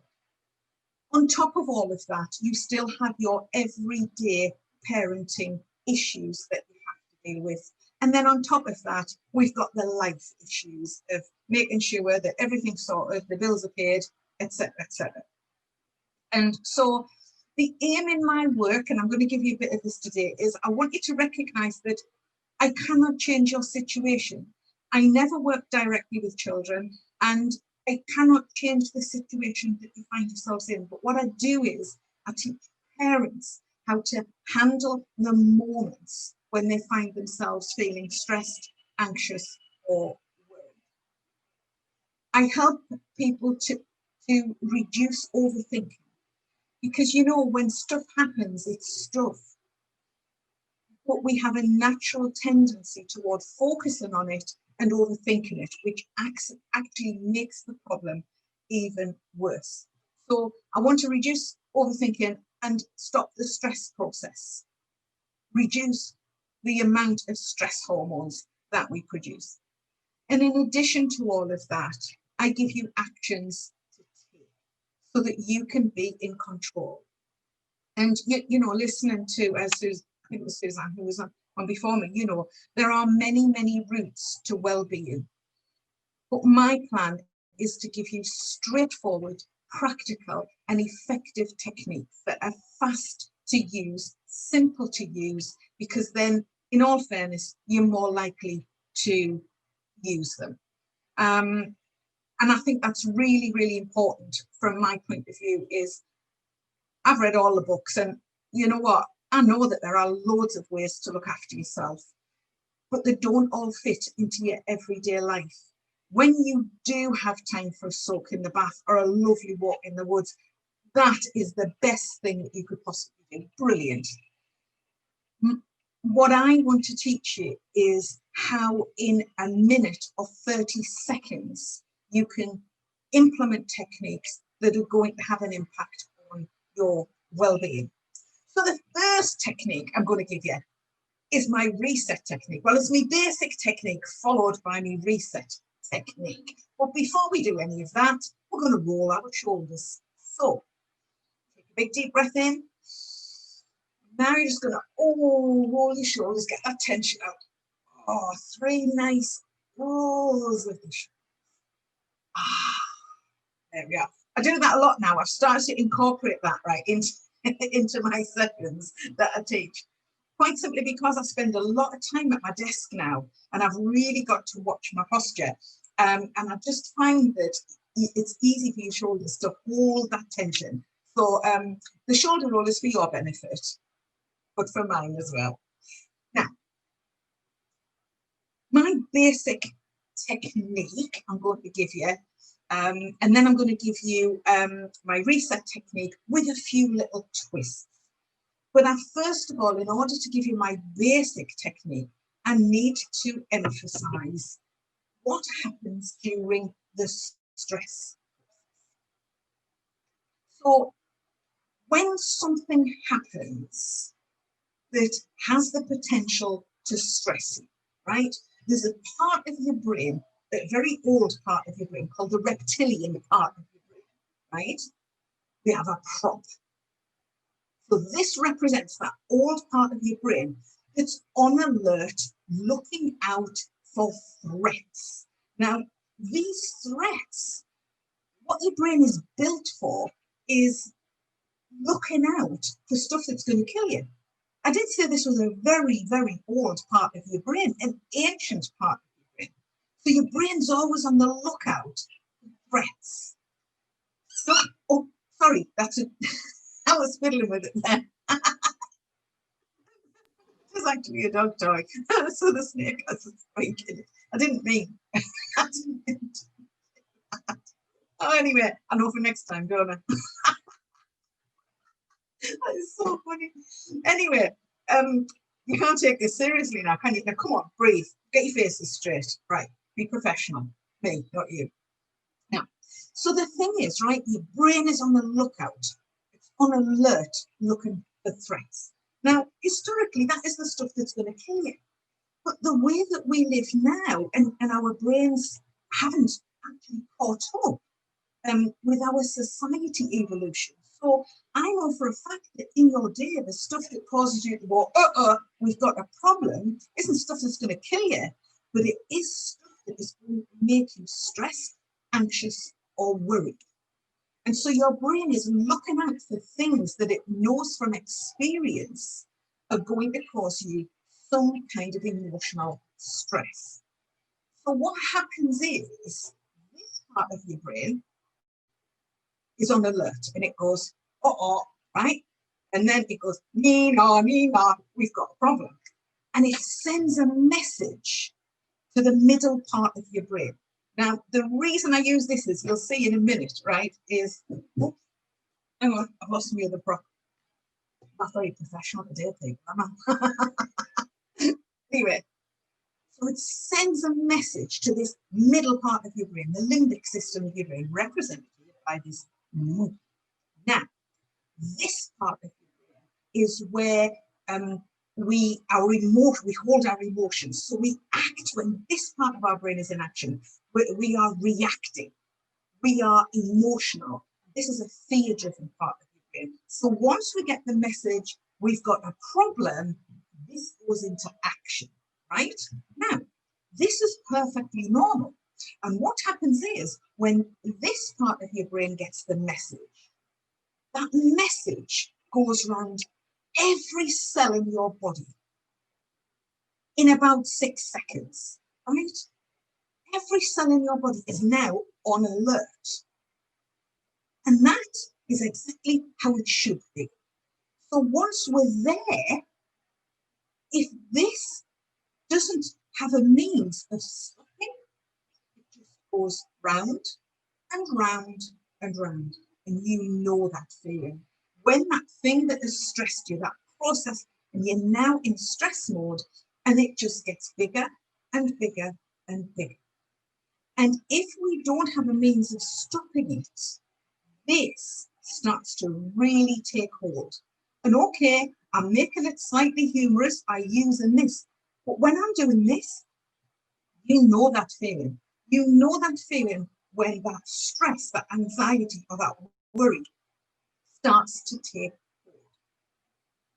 Now, what we have to do is get ourselves to move from the middle part of our brain to working from the front part of our brain, the prefrontal cortex. This is where we can think rationally and calmly, represented here by the dolphin. Now, we have to get from there to there. Otherwise, this stress process is going to get bigger and bigger and bigger. And it takes over our heads. And as I say, you all know that feeling. So we have to stop that process. And I am going to tell you exactly how to do it. You'll be pleased to hear. Now, the technique is very, very simple. And many of you, I might have taught you this before, or you might have picked this up from some of my Facebook videos. But the technique is so unbelievably simple. It's this. That's it. Now, don't underestimate the power of this one simple breath, because this isn't a breath of resignation. This isn't a breath of, oh God, here we go again. It's not that. It's not automatic. This breath, when something happens and your brain goes, oh, we've got a problem, before it gets to take off and get us into a stress process, we stop it by taking a big deep breath on purpose. That is the bit that is the most important, because when I say take it on purpose, we recognize that that's happening. We say to ourselves, oh, the thing's happening, take a breath on purpose. The instant you do that, before you really even start that breath, you've already gone into working from the control part of your brain by doing it on purpose. This is the bit that gets us from reactive mode to control mode. And it's that changes everything. So that might be a 2-second technique, but it is massive in the impact that it can have on your mental health and your emotional well-being, even your physical well-being. Because you see, if we don't have a means of stopping that stress process in its tracks, then actually what we do is we pretty much constantly produce stress hormones, and that is not good for us. Going back though to the basic technique, we catch the stress bit, take the big deep breath on purpose. There's another little bit. When you get to the top of that breath, you say to yourself, I am in control. Okay? Now you can say it out loud if you want, but be careful where you are. I am in control. Now what happens then is, by recognizing that you're at the start of that stress process, catching it in its tracks, I'm going to breathe. You're already in control mode. The breath itself gives you a few seconds, 2 seconds to think. You then say, I am in control. And basically your brain then is cementing the fact that you're in control. Okay? Now, don't get ahead of yourselves. The only thing you control in that moment is your head. This is how you control your thoughts rather than your thoughts control you and lead to a great deal of stress. And when we've taken that big deep breath and told ourselves we're in control, we are then ready to take an action. And when we have an action to take that's positive, that's going to help us, that helps keep us in that positive control. So now you've got that basic technique for whenever we start the stress reaction, the anxiety reaction, or that worry. Now that's pretty simple. So far, so good. If you just use that technique every single time something happens, and I know many people have said to me, well, flipping heck, I'll be doing that 100 times a day. Yeah, and because I'll tell you this, I would rather take that big deep breath on purpose 100 times a day than be stressed. You. The answer to that is yes. Now, I want to give you a few little twists of other actions that you can take once you've taken that big deep breath. Now, the one I did on a video recently was take a breath and then say stuff it, right? Fair enough. Just take the breath, and if it's not really important, if something happens and it's either going to stress you or cause you to be anxious, do you know what? Just say stuff it. If there's stuff that you have to do and it's not urgent, just say stuff it. And when you say stuff it, say it like you really mean it. Just go, you know what? Stuff it. And it just makes you feel in control. It's brilliant. You're also just dismissing the thing. And psychologically, that has a brilliant impact. It's really, really empowering, believe it or not, to just say, do you know what? It's a marvellous feeling. Another little twist is if someone's if someone's going on, right, going on and on and on, right, then if they're going on and on, I want you to think to yourself, blah, blah, blah. Right?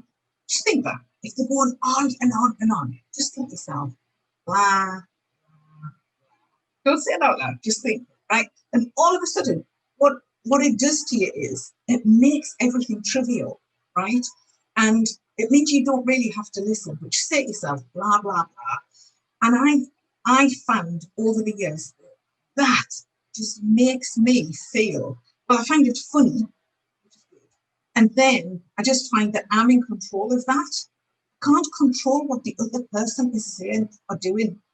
But if in my head I go blah, blah, blah, just feel really positive. Now, I know that doesn't sound like a positive thing. Oh, give it a go.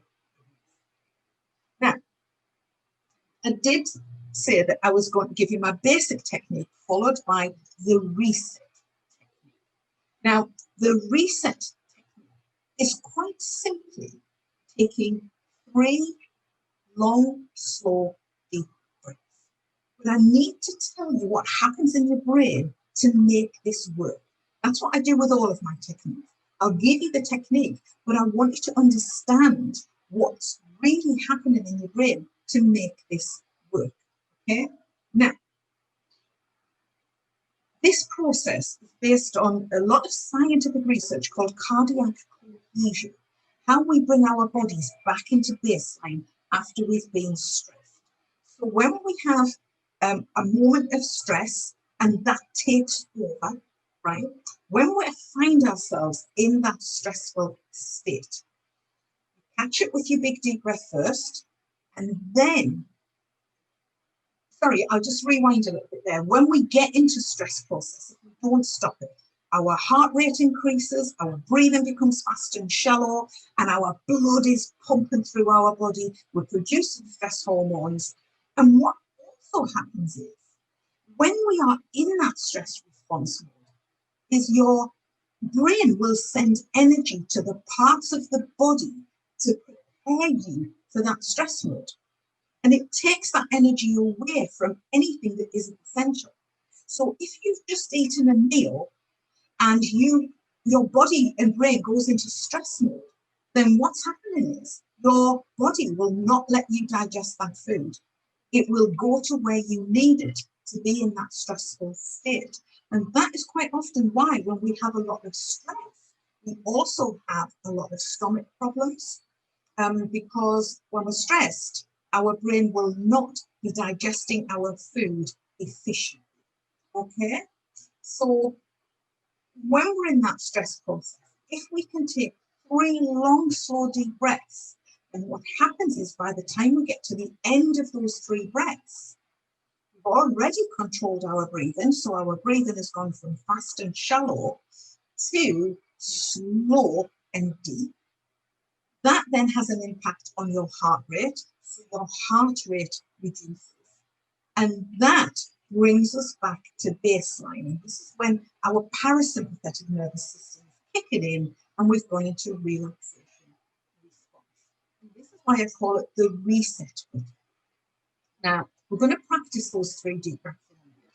But this process of cardiac cohesion is really, really important, because all of the research that's being done shows now that it's an indicator of how resilient we are, how quickly, when something knocks us flat, how quickly we can get back up again, back to having pressed our reset button, back to base. Okay? So what we've got to do is catch that stress moment, and I've already given you the technique for that. We have to change it. We take 3 big deep breaths, and then we're back. We've pressed the reset button. Okay? Now, this process of 3 long, slow, deep breaths is quite amazing.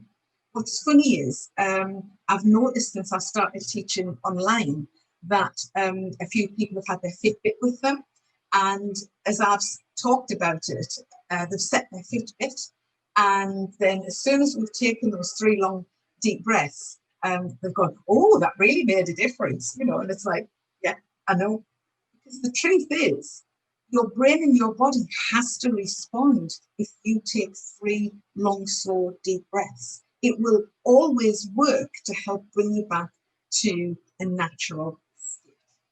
So, are you ready to take 3 long, slow, deep breaths? Now, I'm going to talk you through it. If you need to breathe in or out before I tell you to, then by all means, just do that. Okay? So, are you ready? If you want to close your eyes, you're free. So, breathing in. Hold and breathe. In, hold, and breathing out. One more, breathing in, and hold, and breathing out. And so that's it. That is the basic technique followed by that reset technique. You can take those 3 big deep breaths as often as you can. And the thing is, I have a lot of parents say to me, I don't have time to relax. You do, because with this kind of relaxation, that takes 1 minute, and you can do that whilst you're doing something else. If you can just stop everything, sit down, take 3 long, slow, deep breaths with your eyes closed, that's fantastic. But if you can't, there are other ways of doing it. Okay, so when you get yourself a cup of tea, in fact, never mind the cup of tea, as soon as you put the kettle on, stand there, take 3 breaths, okay? Have a little reminder. I love having reminders about the house. If you've met me, you know I love these, right? I spend ages printing these, laminating them and cutting them out, right? Honestly, I have these everywhere. What it does is it reminds me to take 3 big deep breaths. Have one near your kettle. So every single time you put your kettle on, you're taking 3 big deep breaths. You can do those big deep breaths when you put your kettle on, right? Whilst you're going to get your coffee, whilst you're going to get your cup, whilst you're going to get your teaspoon, you can take 3 big deep breaths. And so you just add this technique into everything else that you do. If you can take the time out and close your eyes, excellent. You know what? If you can't, you can actually be tidying up, washing up, and taking 3 big deep breaths. So you've got no excuse. Yeah? Like I said, a lovely half-hour walk in the park, a lovely soak in the bath, lots of great things. Stop, read a book for a few hours. Marvellous. I haven't got time for that. 3 big deep breaths whilst you're doing something else. If the adverts come on the telly, I know you can fast forward. Don't. Before you press the fast forward button, skip. No, take 3 big deep breaths and then skip. So no matter what your day looks like, you can fit in taking 3 big deep breaths. And actually, if that means that you're pretty much constantly taking big deep breaths, that's brilliant. Because you see, we rarely take big deep breaths. We spend most of our time taking very shallow breaths. And when we take shallow breaths a lot, our brain thinks we're in stress mode. So the more that you can take big deep breaths, the better. Your brain and everything else will thank you. Now, we take the breath and roll our shoulders. Breathing in, breathe out, and now roll. Lovely. Now, before I finish off with my perky up technique, right, I just want to say this. I know that I make everything simple, and where I can, I make everything huge. I think that that helps us to take on information and as a reminder of the technique. I do an enormous amount of research to make these straightforward, practical, so that they can be effective for you and fast to use. The best possible research is, having taught many thousands of people, is when people feedback and go, oh, that technique was brilliant. It helped me do this, this, and this. So if ever you use any of my techniques and you found them really useful, feel free to let me know. I would appreciate it. Okay. Just a little plug. My company is called Feel Good CIC, and I produce on Facebook 2-minute videos twice a week. On a Monday, it's a stress busting top tip, and on a Friday, it is usually just a funny thing that happens during my week, and never ceases to amaze me how many strange things happen. So feel free to follow me, Feel Good CIC on Facebook. Now, with a few minutes to go, I've got something to perk you up. Now, you may already know my handy energizer technique. That's its professional name. Amy Stewart said, do the happy clap technique, right? So it's known as the happy clap technique. And I love this technique. This technique cannot fail to perk you up. I've been teaching it for years and it has never, ever failed. And in fact, when you know how your brain works, this technique can never fail, okay? So it's brilliant for if you're feeling a bit flat, fed up, demotivated, and exhausted, right? Now, your brain can't be in the same state after you've done this technique as it is before. And I only have one rule. You have to do it with a bit of will, right? You can't do this half-heartedly. Now, I'm about to show you the technique in slow motion, okay? This is what you do, right? We rub our hands 3 times, then we clap 3 times. And then we repeat the whole process 3 times, okay? But remember, we have to do it with a bit of welling. So as I'm talking you through it, actually shouting at you through it, I'll be doing this, right? I'll be going, rub your hands, now clap your hands. Rub your hands and clap your hands. Rub your hands and clap your hands, right? But you really have to go for it, okay? So, are you ready? Okay? Hands at the ready, and I'm going to shout you through it, okay? Rub your hands, now clap your hands. Rub your hands, now clap your hands. Rub your hands and clap your hands. Right? And right now, your brain's gone. And it has no idea what's happening. And yes, your hands are tingling, but your brain's tingling as well. Because actually, the instant that you did that, your brain had no idea that there was nothing amazing going on to warrant a hand clap. You just tricked your brain into thinking, well, something's happening. I've no idea what it is, but I'm feeling flippant marvelous. Children love that technique. In fact, if you can get your children to take a big deep breath, just to stop them before they actually get going with their stress process, if you can get your children to take 3 big deep breaths, amazing. Because that has exactly the same impact on them as it does for us. And do the hand clapping technique together. It is a great thing to make everyone feel good in this time of COVID and lockdown and isolation and fed upness. Give yourself the best chance that you can of getting through lockdown with your emotional well-being. There you go. That was about half a minute over, Amy. Perfect. Right.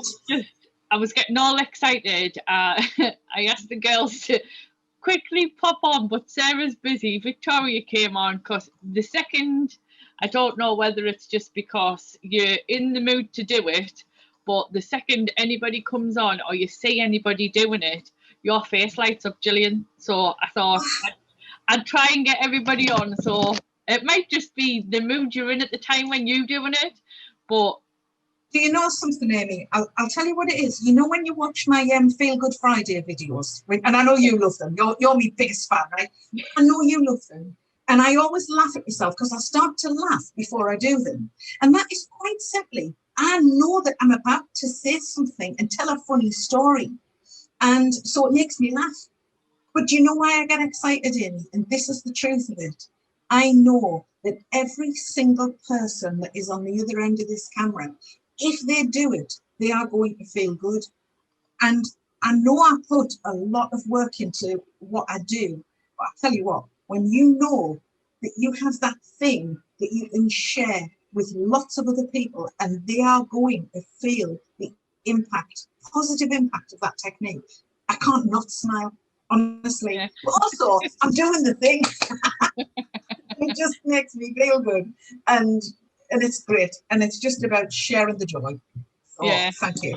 And if anyone does have any questions for me, they can you know how to get in touch with me, Amy. And if people do want to follow me on Facebook, send me a message, whatever. If I can answer the question, I will. Yeah. I will help. If they can't find you on Facebook, I'm sure Sarah will have your Facebook page shared on our Facebook page as well. Yeah, yeah, brilliant. Oh, hang on. There's a question in it. There's a thing in Q&A, and it might. Mud wrestlers do this too. Do they? Oh, right. Mud wrestlers. We're going to all be Googling mud wrestling now, aren't we? But do you know what? Anything at all that you do like that, just, yeah. Oh, well, maybe we should try a bit of mud wrestling. Maybe that's what we should do. Anyway. Yeah. There you go. Food for thought, anyway. Right. I'll leave you to it. Gillian. Right. Thanks a lot now. Take care. Thanks. Ta-da. Right, ladies, we have the raffle up next. So we have Sarah and Victoria. I do believe we have some sort of number listing generator going on. We do. Oh, yeah, so Victoria's written down everyone's name who attended, and each one's got a number. So I'm going to randomly generate a number, 3 numbers, to get 3 Amazon gift vouchers, which will be emailed to the winners. You ready, Victoria? I am. Right. The first number is... Let's hope it worked. It's not working. Oh, refresh it. Oh, 13. Number 13. That's Victoria Beasley. The next one. I tell you what. Number 36 it was. Oh, Clare Anderson.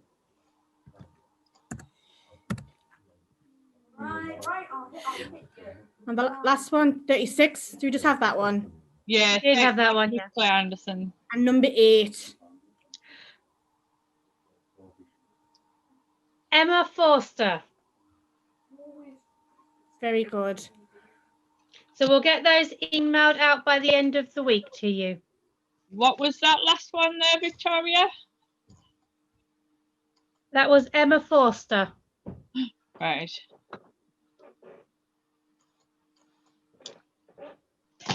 Voila. Yes, well, we've got a...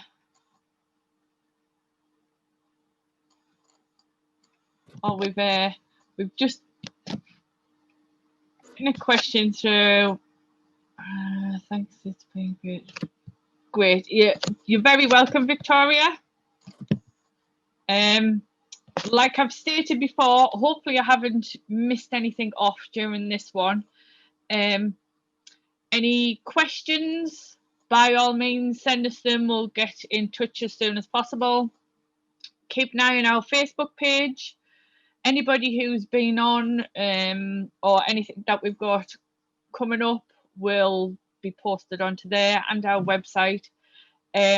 These 2 recordings will be shared for you to watch afterwards, and anybody who's watching afterwards, again, anything at all that you would like to ask or pointed in any sort of direction, please do message and get in touch. Right at the end of this,